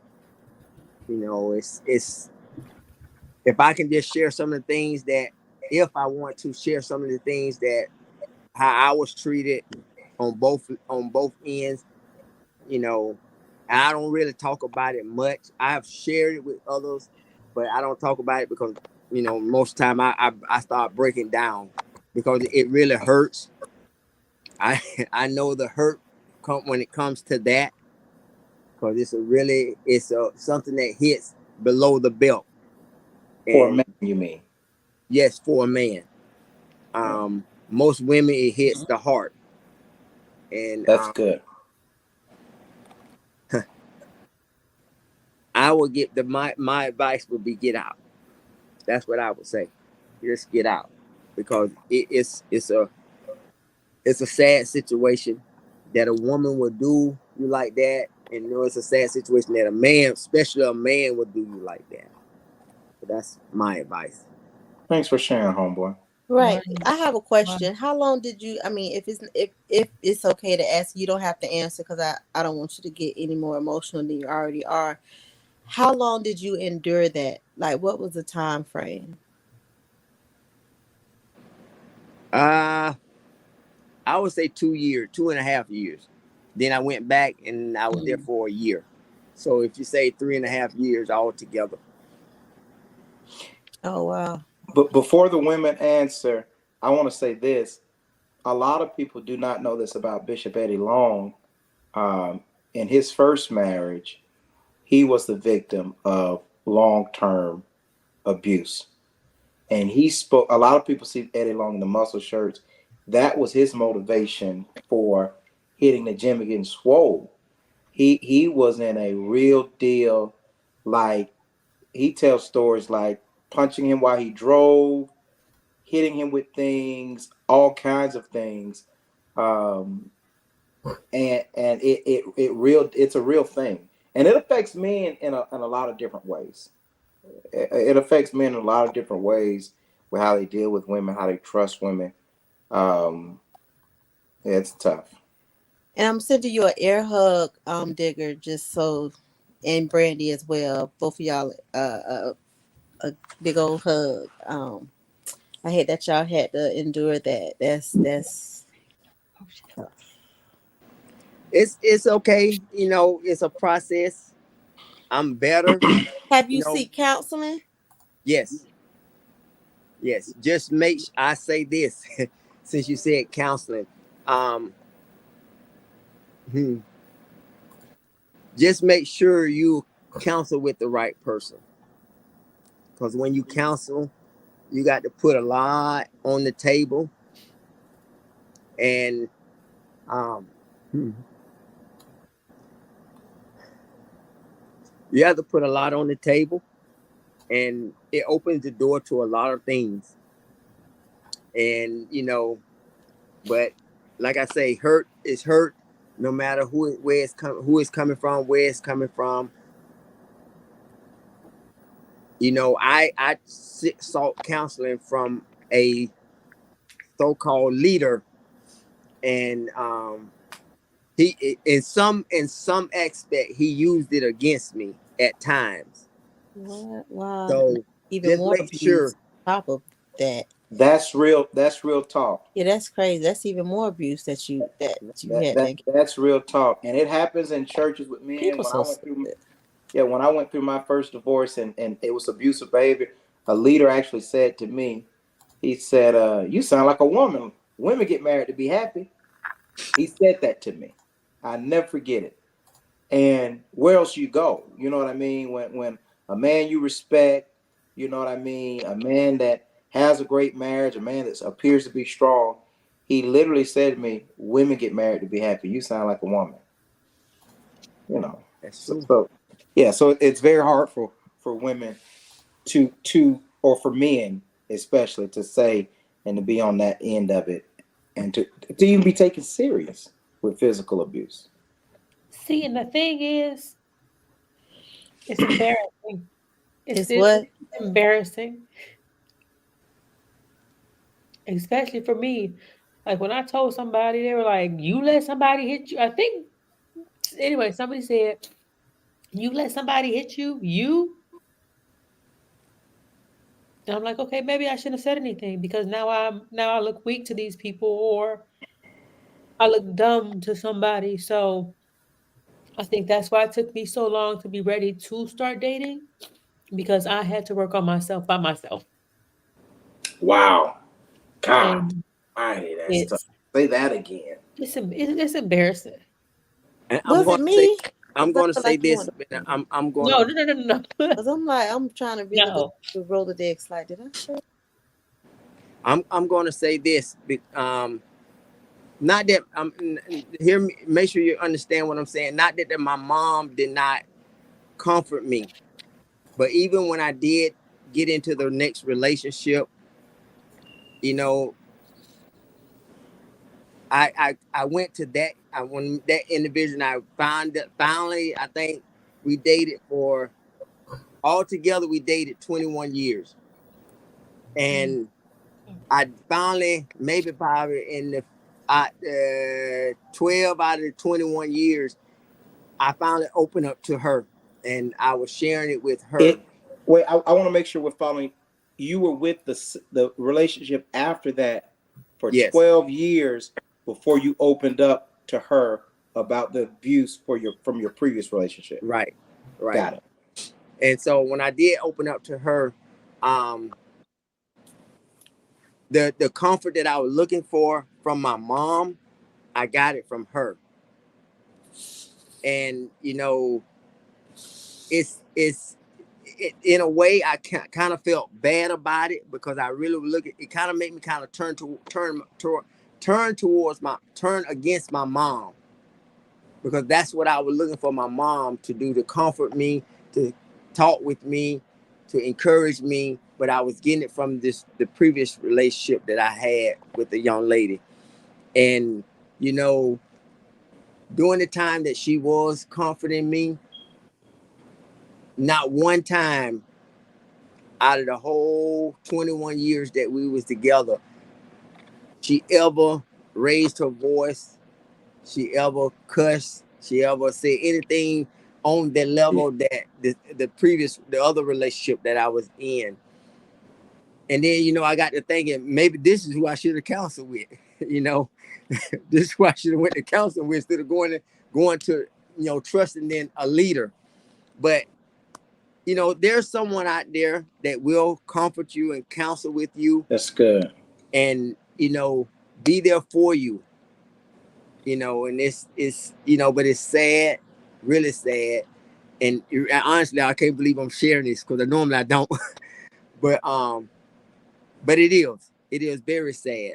And I say this before I leave. Um, Brandy, Brandon, it's okay. Brandon, keep doing what you're doing. It opens up a lot. Um, Even some previous times that I shared with, I told y'all about about um I can't think of it now, but the previous times, you know, I've learned a lot since I've been on here. That's why I don't say. That's why I get on and don't say anything. I get on and don't say nothing because I'm still learning. I'm not too old to learn, How and old are you? I'm If you don't mind, 51, 51. Okay. and I'm still learning. You know, because what's the word I'm looking for? Um, I'm gonna just say this: I'm still learning. I'm still learning. But y'all keep doing what you're doing. I may not get on every time, but keep doing what you're doing. It's very encouraging, very uplifting, and very inspirational to me. I can't speak for nobody else, but it is. But y'all keep doing what you're doing. I'm gonna say good night. I have a long day tomorrow. Be blessed to all of you. Well, thank Good you Thank for you night. for sharing. sharing, Thank homeboy. you for sharing, Thanks sir. for sharing. Good night. Good night. Good night. Okay. Brandy, you're Sorry. gonna get through. You're gonna get No, through. it's no it's Right. no Ain't no sorry. apologizing. I Yeah. feel like I just feel like for my situation, I wish it was physical. I wish it was physical, but it wasn't. So, What um, what was it if you don't mind me asking? mental. Oh, yeah, Like a that's bus, like a man, and it took like he was like, "There's somebody you can talk to." I didn't feel like there was somebody I could talk to. I wasn't gonna tell my mom and my daddy because I didn't want to hurt them. And typical narcissistic abuse is very much mental. Right. I want to kick his A. And But I don't want anyway, my daddy to, I want daddy to fight nobody. You know what I'm saying? But I'll fight them, but y'all just got to come bomb me out though. Don't leave me in there. okay. We got you. We So got you you. say. Um, but I think we'll go back to. Oh, I'm sorry. D, you're up. Okay. So, as a person who had to deal with abuse patients as well, physical abuse patients, of physical assault victims. Um, so it's while it's easy for you to just tell them to leave, that's not how it works. First of all, you have to let them know you're concerned. Then, try to be supportive because 50%, I think the number is 50%, if I'm not correct. 50% of people who leave the abuser go back. Hmm. And that's a statistic you can find even with the women's shelters. Why? For several different reasons. Sometimes it's because of the children, because you have to understand it's not only single people who do this. Sometimes it's women with children who are being abused, Mhm. and sometimes they have a financial tie to this person. They feel like they can't live without this person. Then, of course, there's the embarrassment. They have now, when you get married, you leave your family and you cleave to your husband. Who is that? What's your chef? Chevalier. I'm Yeah, sorry. you leave your family and you're supposed to cleave to your husband. So now this is just an embarrassment. You don't even want to go and talk to your family and go and talk to my family about this person that I chose. And this person's supposed to be my provider, my protector, and this person's abusing me. For me to go and tell my parents that's embarrassing, right? Right. I hear that often from women that they're Mm-hmm. so isolated by the act that the only person in their corner is Is the the deadly abuser. abuser. He's there.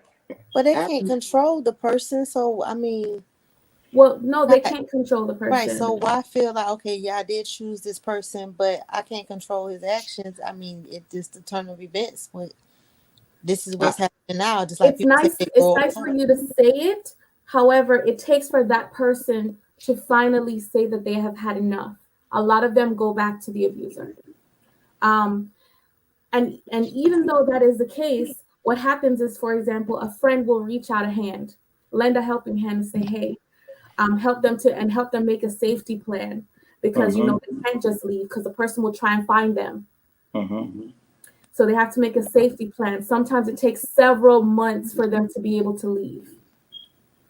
And then, sometimes you'll help your friend out and then they go back and then you help them again and then they go back. So then suddenly you shut off and say, okay, you know what? You chose this. But you can't do that. You have to make yourself available and let them know, listen, I don't care how many times this happens. I'm leaving the door open for you to come here Every time. every time. Well, that's tough. Exactly. And that's the problem. And that's why they end up going back in, because that's the only person they have left. Because sometimes, as I said, there's children involved. And I want to Um, say this, if I could. Go ahead. Isolation is the biggest trick in the abuser's bag. They isolate you from family and friends, Mhm.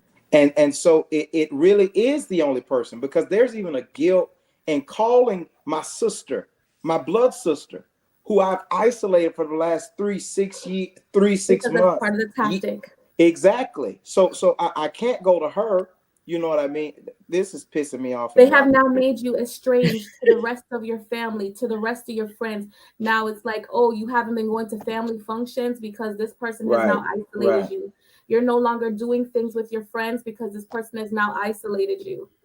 So And family makes it you bad literally have too. no one else in your corner. Family makes it bad too. If you do muster up enough strength to go, and here go your bald headed auntie, oh, you and Bobby must not be together now. Now you feel like, okay, let me get in the car and go back to Yeah, let me Bobby's just go house. back. I don't even want to deal with Right. this. I'd rather Bobby hit me in my eye than deal with bald head Bertha with her raggedy I self. think if you have a bad family structure, then that's definitely going to be the case. It You know, I it's think not that it's not even about a bad family It's not structure. right because It's I not even had about that. after my ex and I broke up, my family was still asking, "How's he doing? How's he doing?" But they didn't know, so I couldn't like I Well, could have fault him. and not to offend you, Brandy, but if they don't know, then how can they help you? That's the part of like communicating with them. You got Right. to put But the that's trust the in their problem. hands She that they was can help you. embarrassed, so she didn't even want to tell them about it. So she was suffering in silence. Uh, So that's I'm, the problem. Is because of the fact of their embarrassment, the guilt. Oh, maybe this is my fault. Maybe I caused this. Because that's another thing. Is a lot of victims internalize the abuse.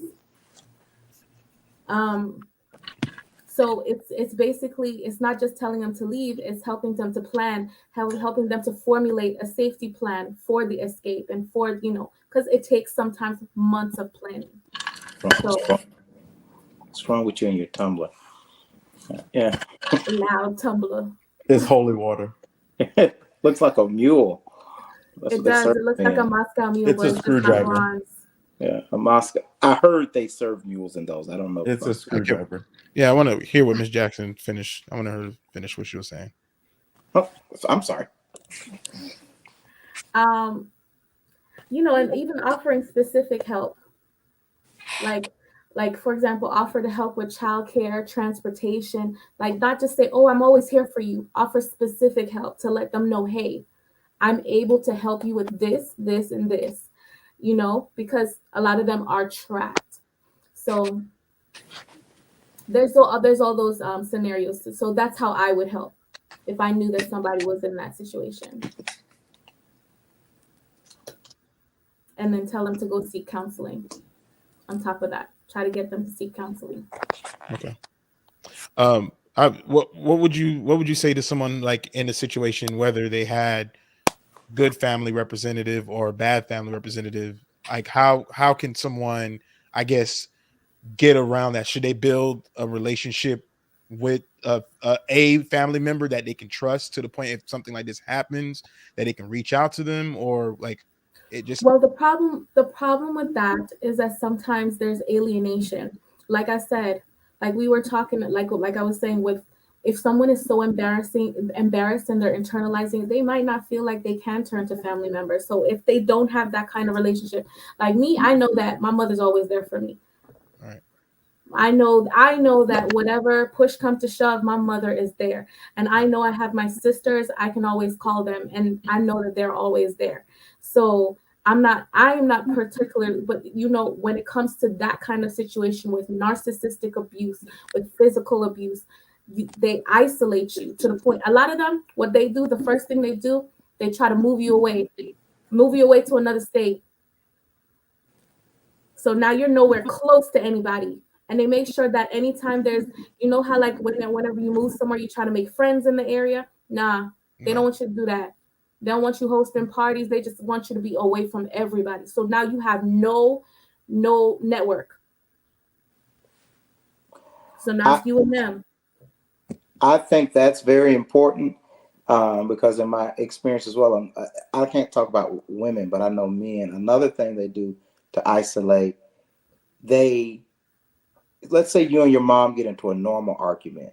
Ooh, blow it up and make it The even abuser blows it up and makes your mom the enemy, the constant enemy. Literally, I, instigator. your brother, you and a bro. I know a girl who's in an abusive relationship. This dude accused her of sleeping with everybody in her family, her blood brother. So she began to separate relationship with her family because now if she's joking with her favorite first cousin on the way home, he would have, oh yeah, y'all. I mean, literally, these were the tactics that this dude used to further control her. And that's why I said earlier, even before it's physical, these are telltale signs. You have to run. You can't just say, "Oh, he's crazy. He know I ain't sleeping with my brother." He's not doing that because he believes it. He's not saying that because he believes it. He's saying it to control your response to your brother. So now you talk to your brother less. You have to hide talking to your brother. And when he hits you in the mouth in 3 to 6 months, you won't pick up and talk to your brother because the relationship has been broken. You're giving out some jewels tonight, doctor.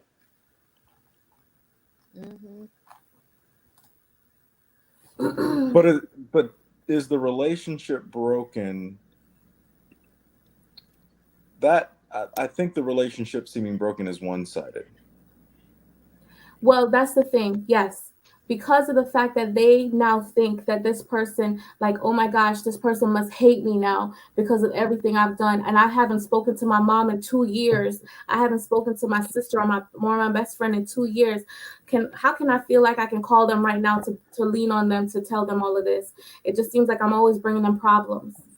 Right. And I think to that testament, it's because there's a question out there that kind of started this is for those who are hearing this, right, and for those that are listening in really intently, lean into that person that was where you think that relationship was severed, because it seems like that for you, and it's not like that for them. They're still going to show up really well That's for good. you. Mm-hmm. And I think that's important to. There could be people in my life that I haven't spoken to for 10 plus years, and they're telling me that they're in a situation like this. The 10 plus years goes out the door. It's we just talked yesterday, right?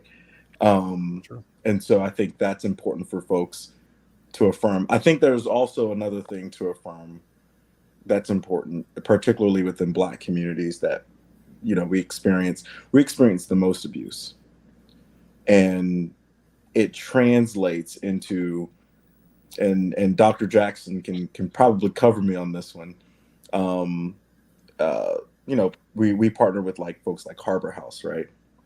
And uh, particularly in POC communities and Black communities, there's been such an abusive relationship with the system and Black communities that Black folks in Black communities don't believe in any sort of abusive relationship or scenario that there is any way out. There's no help, right?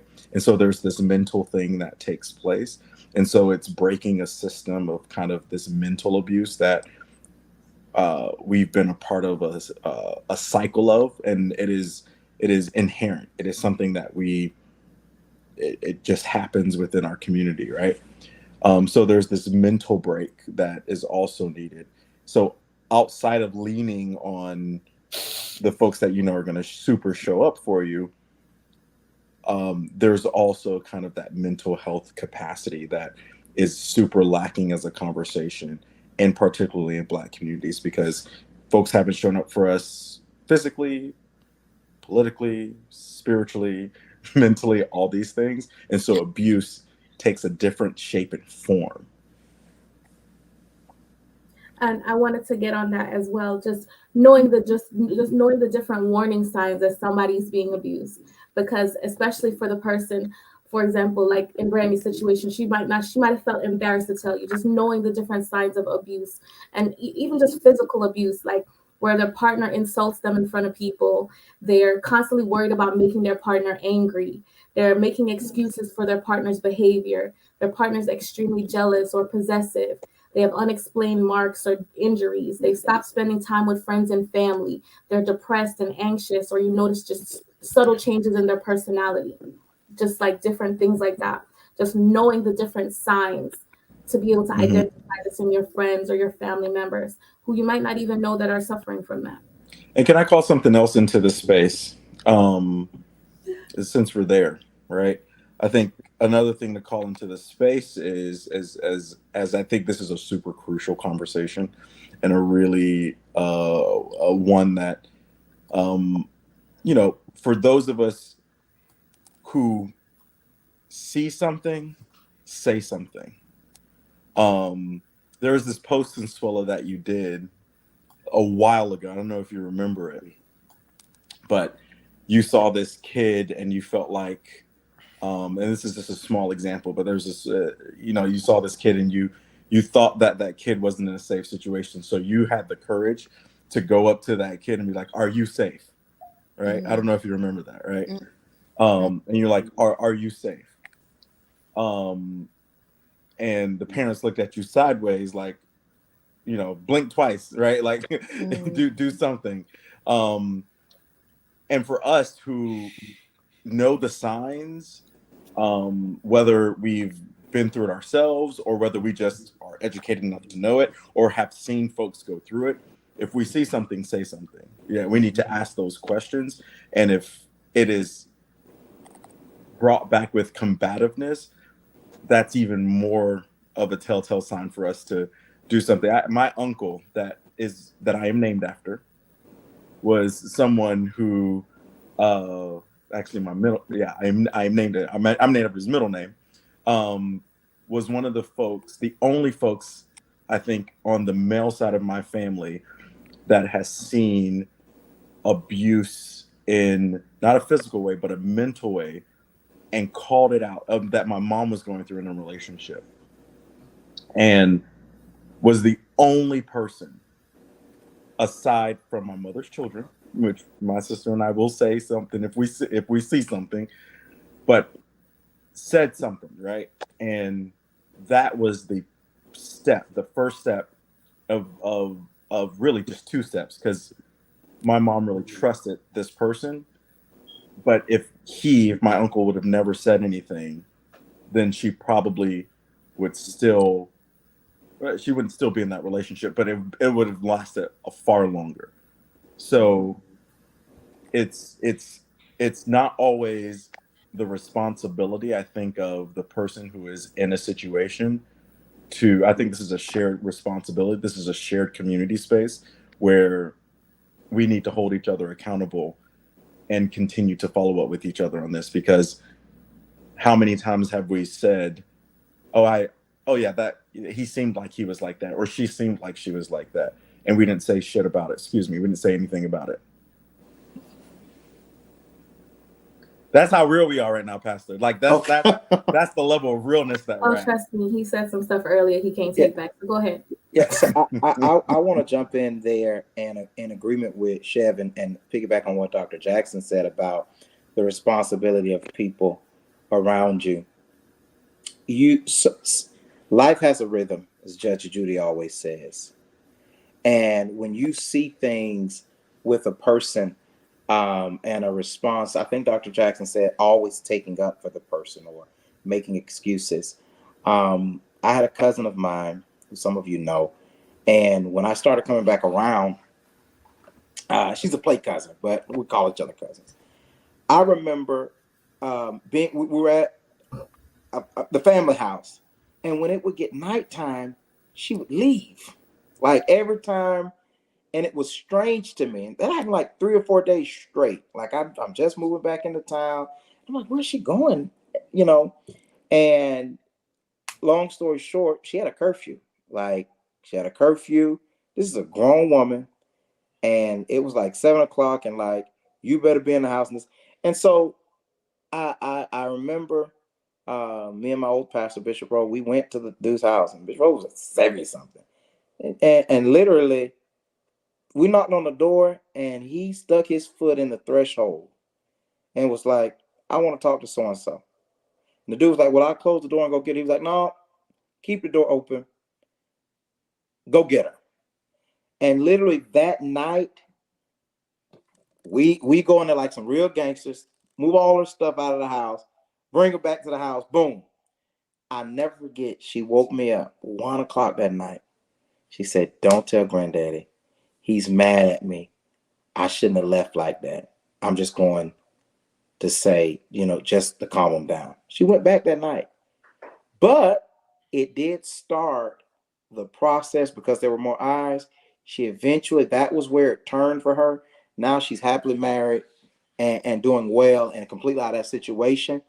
But to the what Dr. Jackson said, you got to be okay with knowing, because, and I can't say that I knew this then, but I just didn't overreact. But let's say I had overreacted. You so stupid. What you doing? You putting us in harm's way. She might have packed all her stuff up and went back that night and then blocked us. You know what I mean? So you got to see something, but you also have to be wise about how you confront the person. Sometimes we confront victims as if they are the reason this is happening to them. How you let somebody go upside your head? Well, I didn't wake up and ask them to do it. You know what I mean? And so those things cause victims to shut down. But that doesn't mean we stop being vigilant. That doesn't mean we stop being aware. And that doesn't mean we stop acting and actively trying to pull them out of the house that's on fire. You know what I mean? But it does take wisdom and patience and even finesse to be able to guide that situation. And a bit of nosiness. Right. And a bit of nosiness. I'm gonna touch my nose every single time, but I'm still gonna be up in it, right? Like I Right. think that's it's also, and then thank you for sharing that too, because I think that's one. Thank you for sharing that because you basically said Bishop was strapped and concealed, so that's important. Y'all heard that too, Right. Right. right up under. Well, I just want to play devil advocate. When someone says, "Why did you let that person do it?" I think they're looking for what was your response, not how did you let them do it. Just when they did whatever they did, why didn't you react? Because when my That's still daughter, not That's the the wrong right. question, That's though. Yeah, still not that's the yeah. right thing to say. That's the wrong question. The well, I said, I'm playing devil advocate. I know, If I said and somebody I'm wanted to hoping let people somebody Hey, listen bop to you this. upside your head, why you didn't bop them back? Right, I'm telling but you, I'm fuck, and I'm I'm playing But hoping devil advocate. I'm hoping people are God listening to dang. this, right, and saying, but that gives the impression that the person is strong enough to fight back. but also, and Miss In Devil's Advocate, conjunction. I'm with you the to push back on it though.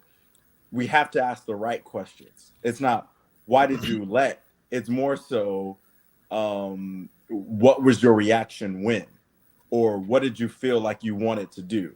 Like I think those are uh, kind of different things. But I understand what you're saying. It's like why didn't you fight back type deal. But again, in abusive relationships, when you feel like you don't have the power, And they've already been mentally broken you down at won't that fight point. back. That's almost like saying to the person who's suicidal, you ain't gonna kill yourself. It literally they teach you it's the worst thing you can say. Because if I feel like a failure, if you want to kill yourself, you'd have did it already. mhm. I can't even kill myself right. You're Mm, right. I'm gonna try again. mm-hmm. This time it's counterproductive. I want to hit this real quick too because I don't want to forget it. Childhood trauma, 1000% plays a part in what you're willing to take as abuse. I tell people this, and I hope my auntie's not watching because she's gonna get offended. She's gonna call me, but it is what it is. My mom died when I was 8. Oh, She had 8 sisters. I had one aunt that did not have children, and so it was decided that me and my 10-year-old brother would live with this aunt. I have since learned as an adult that my mom made a request that if something happened to her, that her children not be split up, and that we did not live with this aunt. This aunt was abusive. God, I know she gonna call me in the morning. Physically, verbally. I have friends that will not talk to her. She was real deal abusive. I'm healed. I'm 36 and healed. My brother's 38. He's not healed. He won't call her. He won't talk to her. I called her today. I love her to death. Right. My grandfather was abusive. I talked on this platform before how my grandfather had 6 girls. He shot my 9 girls. He shot my grandma when she was pregnant with the 6th one because he's from South Carolina. He believed you got to give me a boy because that's my manhood. You didn't give me. He literally shot my grandmother when she was pregnant with the sixth child. okay, So King Henry right. So hallelujah. The fact that I'm not crazy is a blessing. So I said all that to say this. That it's relative. So I said all that to say this. I remember when this particular aunt was raising me, one of the things that's why I can't be with a woman who's screaming, cussing, abusive, because in my mind, now that I'm older, I've been abused, right? So I it's a red flag for me. If you can't control your emotions and you got to holler and cuss because I burned the grits this morning, you need to be with somebody else. So literally, it also taught me though, my aunt was when she would do these things, when she would be wrong, you couldn't walk around the house and show anger or hurt or have your lip poked out. And so for me, it caused me to mask emotions. I tell any woman, I tell them that from the rip, if you're with me, it's possible for me to check out and still be coming home every day because I know how to hide how I feel because that was the response to the abuser. I said all that to say this. Sometimes our behaviors in abusive relationships, whether we show it or not, whether we can give the signs or not, are really indicative of childhood traumas that we have not dealt with, especially in the Black community. In the Black community, children are not allowed to feel. They're not allowed to express feelings. A child can't say, I'm angry. I'm angry because you did X, Y, and Z. I'm upset because you did X, Y, and Z. So you carry those things over, and what you really learn is not being able to express when people make you angry. So it's easier for someone who's abused you and capitalized on some unhealed trauma to continue to do it because you've been trained from childhood how to operate in dysfunction. And whether you want to go back and say it's from slavery on back, I won't go that far back, but I do believe that has a. But a lot of times, the way we raise our children makes it easier for them to not be forthcoming with us about these life changing situations they're in. Um, since Suella, did you want to answer the question? What advice do you have to give to someone who's being abused? I think everyone really cleared it, but I think if you see the signs early, like don't ignore the signs. The person's showing you who they are. Seek counseling. Come up with a exit strategy plan. Uh, Confide in somebody, and don't feel like no one's going to be able to help you. Because I know someone who will say, "I didn't tell anyone because I don't think anyone can help me." So don't feel that way. It's always someone in your corner, whether it's friend or family. Um, and just continue to pray. I know everybody say, prayer move things. So I would say continue to pray because prayer done got me through a lot of things. And don't call the police. And don't call the police. And I'm telling you, that is one of the worst things you can do. Because the thing is, unless you get that person's consent, because a lot of times that puts them in oh, even more you talking danger. about if I shouldn't call the police. I'm just saying Right. Exactly. somebody. Oh, but If the you're person the who's being friend, abused can call the if you're police. the Oh, friend if I'm and okay. your friend is That's being fine. abused, Okay. you don't take it upon yourself to call the police. Everybody You at Okay, the need to bottom was talk thank like, to. you for "What?" clarifying that. Sorry, Okay, Right. because I Somebody, meant to say somebody. come because again. I was trying to continue what you were saying, and I said, yeah, and don't call the police on their behalf Thank you. That is very true. because that puts their life in further danger. Well, I'll just add this one little thing from just based on my little situation I have. Uh, just realize that it's not embarrassing to deal with what you're dealing with. You know what I'm saying? And you'll come to find out that many people have dealt with it before you, right? In their own way. Don't ever be embarrassed. Like my situation, yeah, I was a bit embarrassed to go to anybody, but I called a friend and they was like, hey, you got to figure this one out, you know.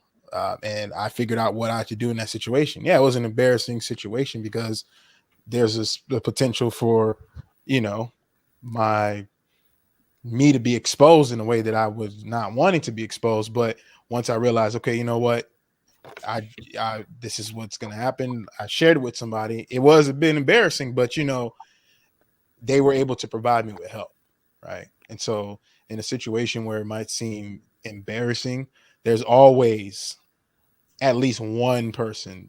I think Chev hit it earlier when he said 10 years go by. There's situations outside of abuse that I've been in where I haven't spoken to people in many years and I call them and they just help me out. But there's always people who still love you and have your back. And they said it to me like this, you fall in, you fall out, but the love that they have for you is still always going to be there. Right. And that's just the kind of the course of people's lives. You're going to have people that who really love you. They might not, life goes on, but that doesn't remove the fact that they don't still care about you and they want the best for you and they care about your well-being. So I think having trust and faith in those individuals or people, whoever they may be, is always important, and to continue to reach out in some kind of way so that you can see those relationships being maintained, so that if there is a situation that you're involved in, whether small or big, you can always have at least one person, because this is all it really takes is one person to really have your back, to help you out in the situation, and then they could do what they got to do on their end. Brandy, can I share one more just quick thing, because I think Oh yeah, I wrote mine. I wrote what I would say down before I forgot it. Go ahead. just if you are experiencing this, your resources locally at least, and just nationally, there's Harbor House, and then there's the 211 hotline. I think is really important for folks to hear that. So 211 anonymous, can't be traced back to your phone. And the operators know exactly what to do this is for folks who are experiencing mental, physical, or spiritual abuse. Harbor House or 211 hotline. Spiritual abuse, Which is a functionality of mental, emotional. spiritual abuse. Yes. Okay. I wanted to say one more thing. When you're trying to see if someone is, being abused, also find a way to separate them from their partner. Because that's one thing that we have to, like, when they come into the hospital, we just say, okay, well, we need to run this test on you, and like we need to take you to the ultrasound, or we need to do this, and basically that's how we get their partner to step out. Oh, I need to do this exam. We need privacy. Something like find a way to get that person, because that's another thing that an abuser typically does not want to do, is leave you alone with somebody else. That's legit. Did you want to add anything else, Ms. Fuller? Okay. So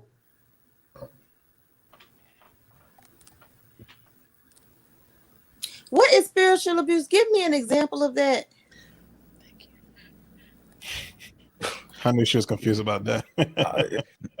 And then I'm sorry. Then the second question: if get him to leave the room, that's another way of control. I mean, he could eyeball. I mean, like, how do you get around that? Like, he could be like, don't like, look at her crazy. Lord, I thank you. Jesus, I'm glad I ain't. Think about the situation. You know what, that pastor, he basically this is one aspect of spiritual abuse. When that pastor told all these parishioners to go into the church, and then he made them all drink bleach. Correct. Oh, you talking about another form of spiritual abuse is using, and this happens often, using religion as a form of, but this is what God has intended for you to manipulate you. I got it. Yes, because right. I've heard children. So as I said, it's a form of it. mental as well, and emotional. So it kind of goes into that. Yeah. Because that's what God wants you to do. Right. And think of cults. Cults could be right. Right. The neo-Nazis that you took a video of, that is also another form of it. Anytime someone twists scripture, and I think a more common example of spiritual abuse is anyone who builds a doctrine or dogma on one verse of scripture. It happens all the time. When you take one verse, you take scripture out of context, you take one verse and you build a whole theological point. And it happens in a lot of churches. To abuse others. To isolate people. No matter what happens before that verse or beneath that verse, you've built a whole tenet of your faith on one verse. You are guilty of spiritual malpractice. I guarantee it. So if y'all saw someone getting physically abused in public, what is your response? I jumped out. The last time I saw it, jumped out the car, put my nose right in his chest. Who is someone? Like, are we just talking about? We're talking about like a stranger. Anyone? We're talking about like what we believe to be spousal abuse. I think or we spoke about this the other day too. like someone getting like someone just or just two people fighting. A We man. spoke about this about when the Alabama sweet tea thing was going on, and how Well, I we mean, don't if like she to holding involve her the police. own, if she's holding her own, Whoop it, whoop it, yeah, she holding her own. If when I get there, I ain't gonna. Yeah, she holding her own. I mean, ain't no point of me getting out. You know what I mean? Even if she's the aggressor, I ain't getting out because you ought to be ashamed. Let this woman beat on. I'm just joking, but no, but She got I'm, that I'm folding saying, chair to his head. yeah, I'm not. I'm not. But I've seen a guy aggressive. But I've also been in a situation where a woman, a Hispanic woman, was getting beat to sleep. A neighbor. And we all went over there, and she was saying, "I'm so, please leave him alone." She was begging us to go back in our home and leave him alone. I'm like, he's gonna kill you. Like, you don't have to speak Hispanic to know that he is going to kill you. So it's Yeah, he or said it, speak maybe. English, Yes, he did. right? Yeah, but you got to say something though. You have to say something, or somebody could get killed. So I don't know what I would do in that situation. I feel like in that situation, if they're fighting in public, that is grounds to call the police. But a friend of mine from high school, she said, "What would you do if me and my husband were fighting?" I was like, "I'd take the kids outside and give you the phone. Because if I call the police, you're gonna be mad at me. Mm-hmm. And you might just go back to them. You have to make that decision for yourself. I will Mhm. take your kids because they don't need to see that, and I will give you the phone." My answer changed. My answer, back in the day when I would throw hands for free, um, Not throw hands for and free. believe it or not, I like didn't even know you threw hands. Me either. I've actually gotten in. I wouldn't say in trouble, but I've actually gotten like chastised for my response to what I feel is abuse in verbal form or physical form in public, and I say stuff, or I'll step in if I need to physically, which I have before. Because I'm like, folks, don't let the bow tie fool you. These glasses come off, and and Okay. nowadays the bonnet will too.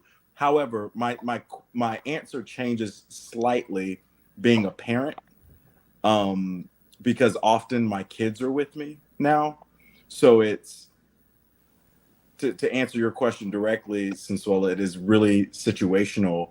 I will say something no matter what, whether to authorities or to the actual situation.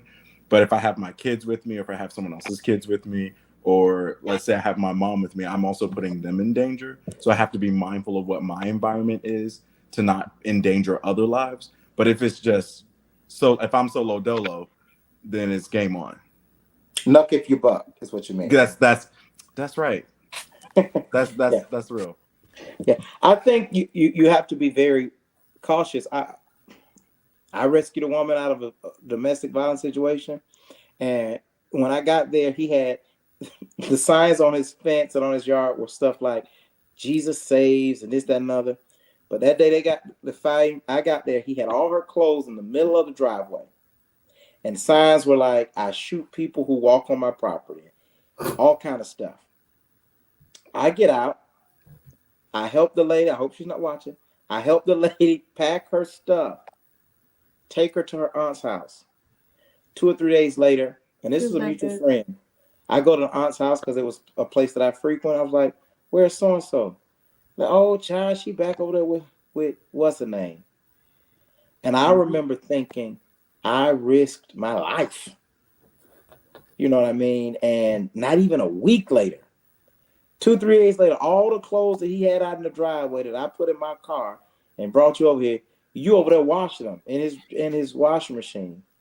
But and I'll be honest with you, I use that story often to say stay out of people's business. But Dr. Jackson said something tonight that it is worth it to show up every time they call because one time might be the time. So I'm going to change my teaching on that. I never teach across the pulpit, but I did say personally, man, stay out of people's married business. You don't know, but say something, do The one something. time you say no might be Right. So put me back on the And you, team if you're you regret watching. it, and If you're wish watching and I you're one of would the have. ladies that love the ratchet, Reverend Rod is back on the team here. Here I come to save the day. You're muted, Brandy. I'm muted. I just realized that. Calm Having down. a whole conversation. So I agree, whole thing. So I would say you don't love yourself, and you have to figure out why you don't love yourself, and that's something that we can work on. If you leave, you have to stay gone because if you go back, it's gonna get worse. I'd say let me help you out. If you don't, it's going to hold you for a long time, and it will be hard to move past it. The longer you stay in it, I will emphasize let me help you. You'll be surprised who can relate to your situation. That's what I would say. Well, I would say this: I wasn't in a domestic about. Well, I was almost in a domestic about, but I cut that short. But I was bullied as a kid. Does that count? No. I was bullied real No. bad, but Let me just wait, say no, that for seriously, shut everybody. up. No, listen. I was bullied as I a wouldn't child. say no. But it still kind of affects me to this day, unbeknownst to me. But when situations come up, I'd be like, "Is that from way back when? I should be over that by now." But like, I don't let people joke when people try to do joke, but they put me down at the same time. But it's a joke.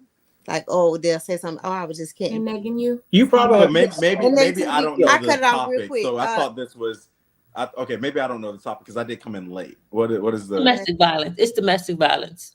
oh But I but get that. yeah. What are you saying? Bullying is not you mean abuse? bullying in the I said relationship? it is. Yeah, I said bullying it is. is a form of abuse, But definitely. bullying in the relationship. Bullying, I mean, I don't think But I bullying it's think in domestic general. violence. she It's Bullying, was abuse, however saying but you it's put it. not domestic violence. She was saying she was asking if she can count when she was bullied as a child, and I said, yeah, you can. As domestic violence? No, no, Well, no, no no. as as violence, as abuse. abuse. Oh, abuse. But Sorry, as A oh form of abuse. No, I my abuse. said Sorry. bad. no. I said I wasn't in a Form bad. of abuse. I was almost. They My tried. bad. I cut that real Oh, short. totally. It's totally abuse. But I It think is. it also can play into what you accept as an adult in relationships in the form of domestic violence as well, because there could be some scars that are there that cause you not to process things properly. And also, I think as a child, when you go through that kind of stuff, because Lord knows, Traumatic. um, it is much harder to get over. It's much harder to get past. Correct. Because I think damage to a child is not Lifelong. concrete, but it's a strong. Think of a strong material. That joke is there, and it's hard to get past. Bullying at times, and it could be an unpopular opinion, could be worse. Because it when you are bullied in a certain situation, it triggers other things later on. I think that's a little bit to what or a little bit to what Brandy said. I still feel like if we're there, like I still feel like there are some things from my childhood that I've gotten bullied through that still trigger me. And the folks who I'm not even talking about you, Brandy. But like there are still folks who are in my life that are still bullies. And it messes with my psyche and it messes with my mental, even as this is 3 decades later, Mm-hmm. and it still messes me up. And I still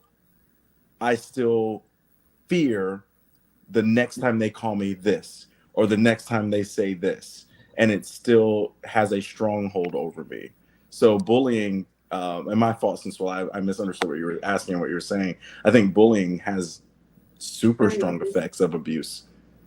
And consider how high the suicide rate is with children now. Bullying is worse now, though. You have it Like back they have then. It was just in cyberbullying. person. Now Mm-hmm. it's like you can't just Now you have farther reach with it. right. It's annoying. And now it's forever. There's a digital footprint to bullying nowadays, That part. which won't go away. See, before, like when we were in school, they had like the slam books. Mm-hmm. Now they just go online, and then the whole school, all the Have a schools in the slam net. county know. Slam net. But yeah, man, childhood trauma. I don't. The most annoying thing to me is when somebody says you're not past that. You're not past that yet. Well, I tell myself that. I'm like, girl, you're not over that yet. I don't say. No, I'm I, not. Obviously. No, because they trained you into that without knowing that, right? It's like that experiment of the scientists who rang a bell and fed the dogs, and they were salivating, and every time now that he rang that bell, and no matter if he had food or not, like it is a part of your being at a certain point. So to be over it when you never got to fully address it, it doesn't seem like it's possible. And so I sit and like, no, I'm not over that, and I need to heal through that and figure out how to address it. And I don't shame myself for it, because it was also, if we're talking again, we were talking about childhood bullying. I'm not developed. How would I know that? And most of the bullying that happened to me were folks from who were older or adults. mm. We'll have a question time on childhood trauma. One of Oh y'all can host no. that one. I ain't got time for it. Lord. So did anybody? I don't want to hold you. If you see somebody acting different, just pay attention to people.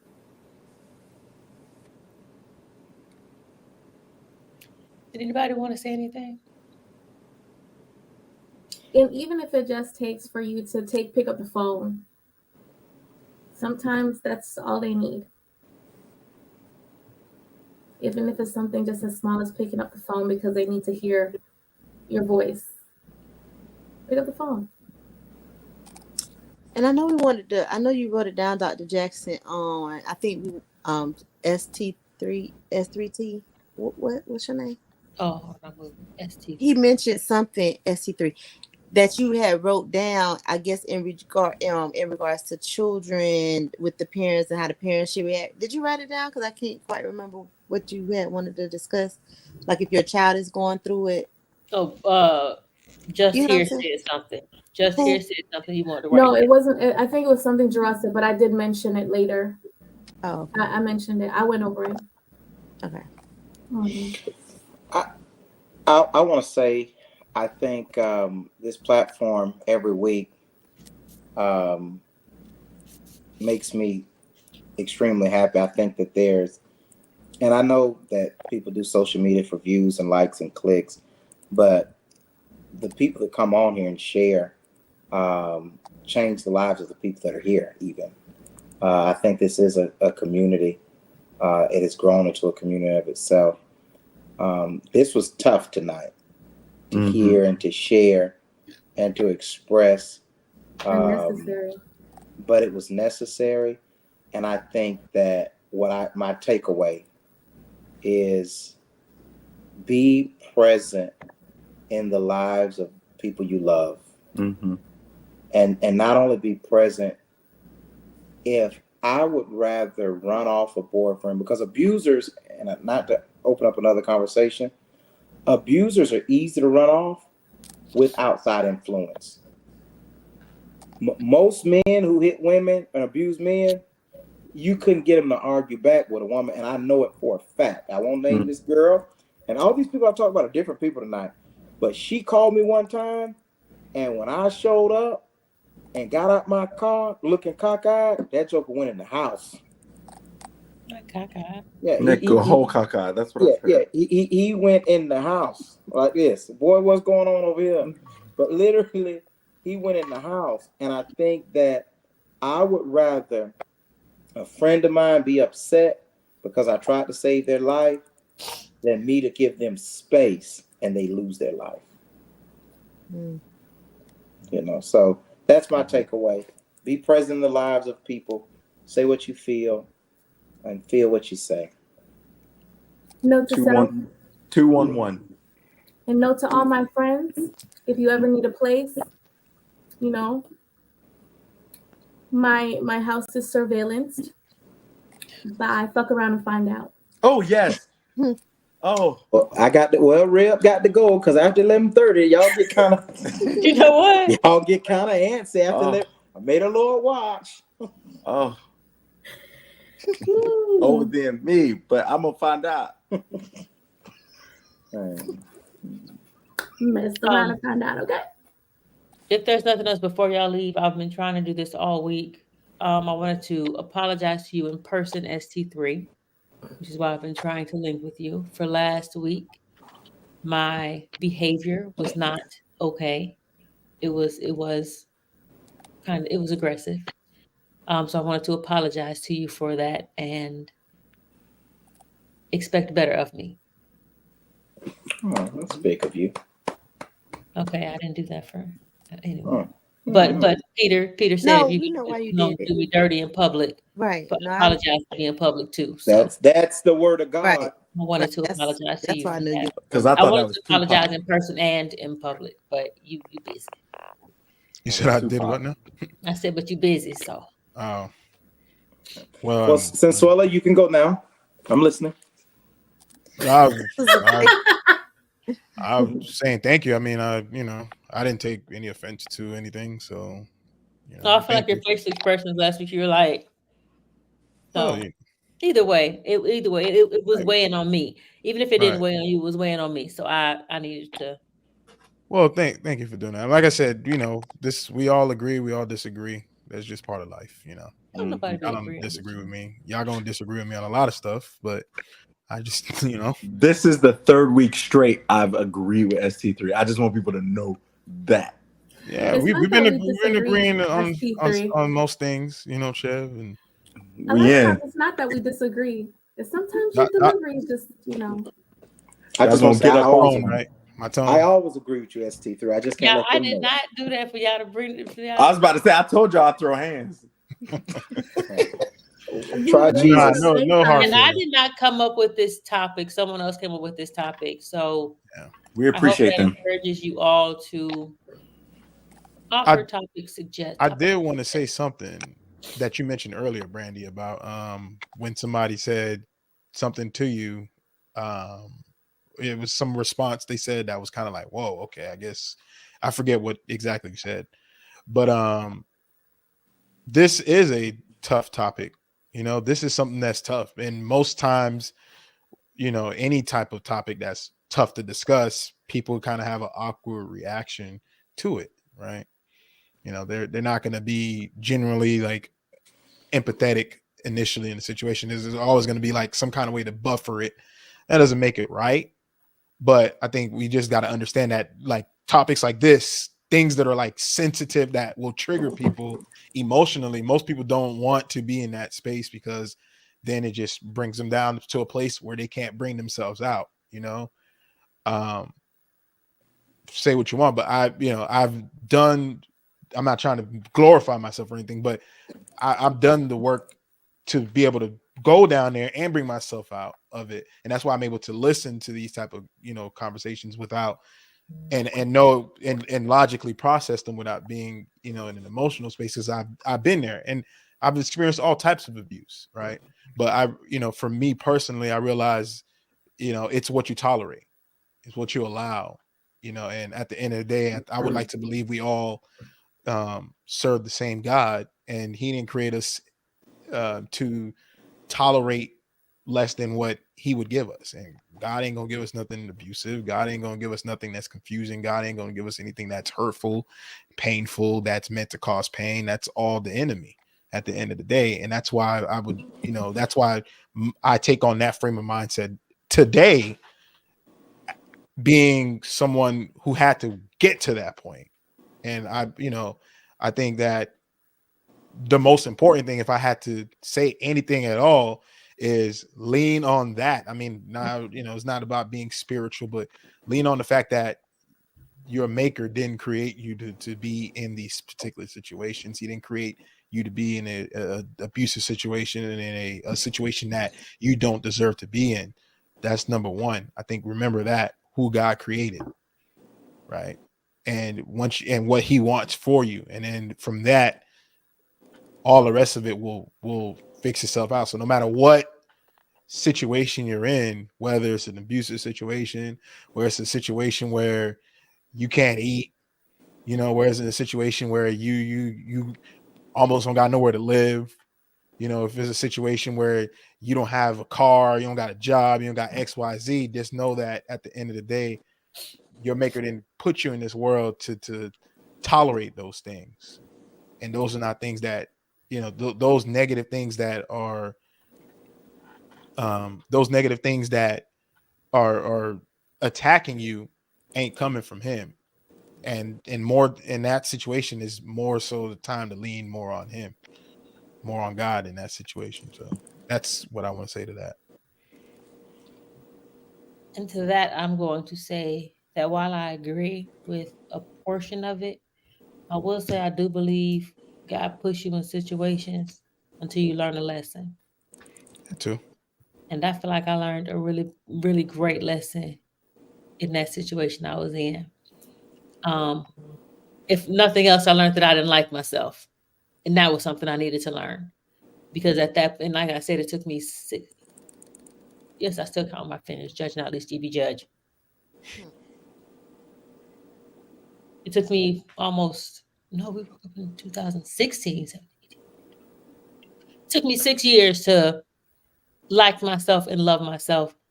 And that is the person that you have today. So yeah. We love you too. You ain't gonna get over We on this one absolutely again. love you too. Thanks, guys. You're gonna get over on this one again. Oh, Hey, Randy, if you ever need anywhere to run, Oh, I ain't running no more, girl. But I know we might have to make a trip. Anyway. Um, so yeah, just be vigilant, be don't give anybody a reason to feel like they can't come to you. Because I find, yeah. Okay. Well, thank you for joining us. We might get this out under 3 hours for the first time in a long time. I know I feel like I'm cheating you guys. nah, it's just because we're not talking about sex this week. That's why it's so short. But no, I'm just kidding. Oh, and speaking of, see, no, what? And speaking of, we are going to do a part 2 of the Ask Women's because I sent somebody a whole bunch of questions, and he didn't quite notice that I sent all those questions that were asked. it was a lot of them too. So Well, she needs to get an What? iPhone. If she sent an iPhone, it would have you know sent how the to use whole. your phone. Anyway, I think we just need another host. Oh, are we gonna nominate another male to take my spot? How spineless of you! I trying was to just steal that dare man. you? Trying to steal I that mean, I think that was actually that was a you lot were of asking spine. your own questions though. Like That you, was like, a I lot got a of question to spine. that. I got a question to that. It was like, wait a minute, there's questions here. No, come on, facilitator feedback. I'm just just calling it how it is. Well, I tell you what, you take the survey at the end of the call, and we'll go from there. right. But yeah, I have to figure that out. I have to figure out because I don't mind y'all hosting because y'all realize what is this to go through. I'd like to suggest that sometime soon we do an in-person panel with cameras rolling in the same place, light refreshments, non-alcoholic beverages. Oh, F that. I'm Oh, out. you're not gonna like that. I'm going off camera. I ain't gonna like In that. person this late? Oh, dude. Yeah, we're gonna work on that. We're working on that. Yeah, we should definitely do that. I'm We're working on down. that. All Well, right. Probably I'll not gonna tune be a in. Wednesday night, but I'm just saying. It will not be a Wednesday night. Ooh, a Super Saturday. Oh no, I got church in the morning. A studio You audience. can always It record could be it during the and day. then air it. You can record it and then air it. Yeah, that's the plan. From one producer to another. No alcohol. All right. So thank y'all. Appreciate y'all for being on here. I need my liquor. For dealing with Got me. to have my liquor. What? Anyway, y'all Shit, have a great I night. need my liquor. As I work in Parmesan. addiction. Y'all have a great night. I don't know where they're going. We're not doing this tonight. Y'all not gonna go into a whole new world. We are not Aladdin and Jasmine. Right. So I can show you the world. Y'all have a great night. Unless See anybody you, had Chef. anything else to Well, that's say? my Anybody favorite had song. anything else to say? No? All Well, we right. didn't really Well, talk about sexual abuse, but all right, that's it. we did actually. The Oh, did what? y'all We talked about sexual abuse. sexual abuse? Oh, okay, Just briefly, but Yeah. yeah. okay, all right. Well, then that's fine. Thank you for your approval. All right, y'all. You have a good night. Hey, that wasn't being mean. Y'all tripping. All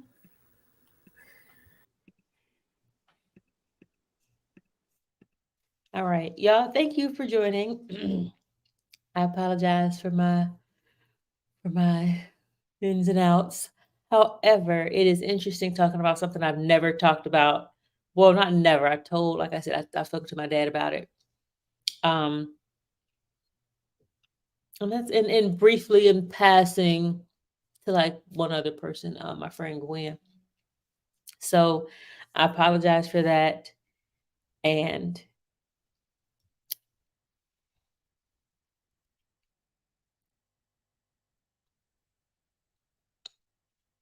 Tasia,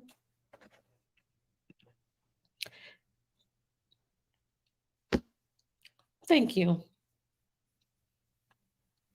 I didn't realize how that comment would. Thank you. Um, so I thank you all for just walking through this with me. You can talk trash about me. You can say, "Oh, I can't believe you," whatever, whatever, whatever. But I did because, and that's why when people are like with this domestic violence thing, like if you've been in it, you hit different and you live different. So, um, it is what it is. You're really not alone. You'll be surprised at how many people, though they hide it very well, or though they've gotten past it, right? They still know how it feels. They still know how they can help you. They right. No one is going to talk trash. And if they do talk trash, you need to let them go ASAP because they're miserable and they're probably an abuser themselves.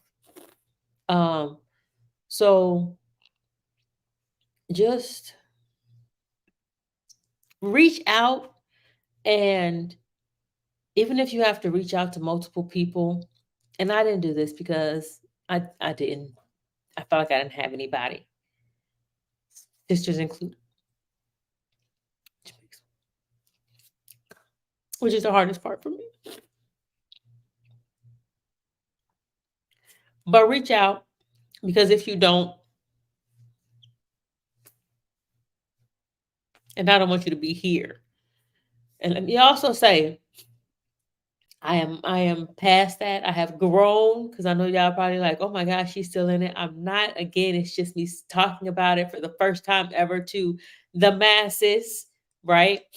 But don't get it out. Don't keep that in. Keeping that in is continual abuse, mental abuse if you're keeping that in. So get it out, move along. If I see him, I'm very cordial with him, but I will fight him. So that's real life. If I have to, I will fight him. And yes, it does definitely get better. And I'll show this comment. It says, I know I didn't talk about personal experience, but I went through the physical abuse from one boyfriend and emotional abuse from another. So yeah, like, and that's from if Dr. J. I forgot what your name was on here, Trauma Queen. So just reach out. Here's some hotlines. But and although I think the hotlines are great, they are great. You have a network that you don't know about. You need to tap into that network quickly as soon as possible. And if somebody gives you advice, they're more than likely giving you advice from their own experiences. So, just try to listen and try to see where they're coming from. Not everything is going to relate to you. I was never sexually abused. So if somebody's telling me about sexual abuse, I won't relate to that. However, the psychological behind that sexual abuse, I may be able to relate to. So y'all be strong, just be encouraged, be just like SG3 said, know the God that loves you more than anybody else. Know the God that will never abuse you. Know the God that has given you all good things, and let him and give him space to work too. He's going to work through people. He didn't give us other humans to not have that space to work with, or that those people to do his work for him, right? So y'all have a great night. Thank you. Went a little bit over 3 hours, but it is what it is. We're not at 5. Bless the Lord. Have a great night. Every Wednesday, 9 p.m. I'm gonna try to find a upbeat topic for next week, baby. Look for. Give me some suggestions, cause y'all have a great night.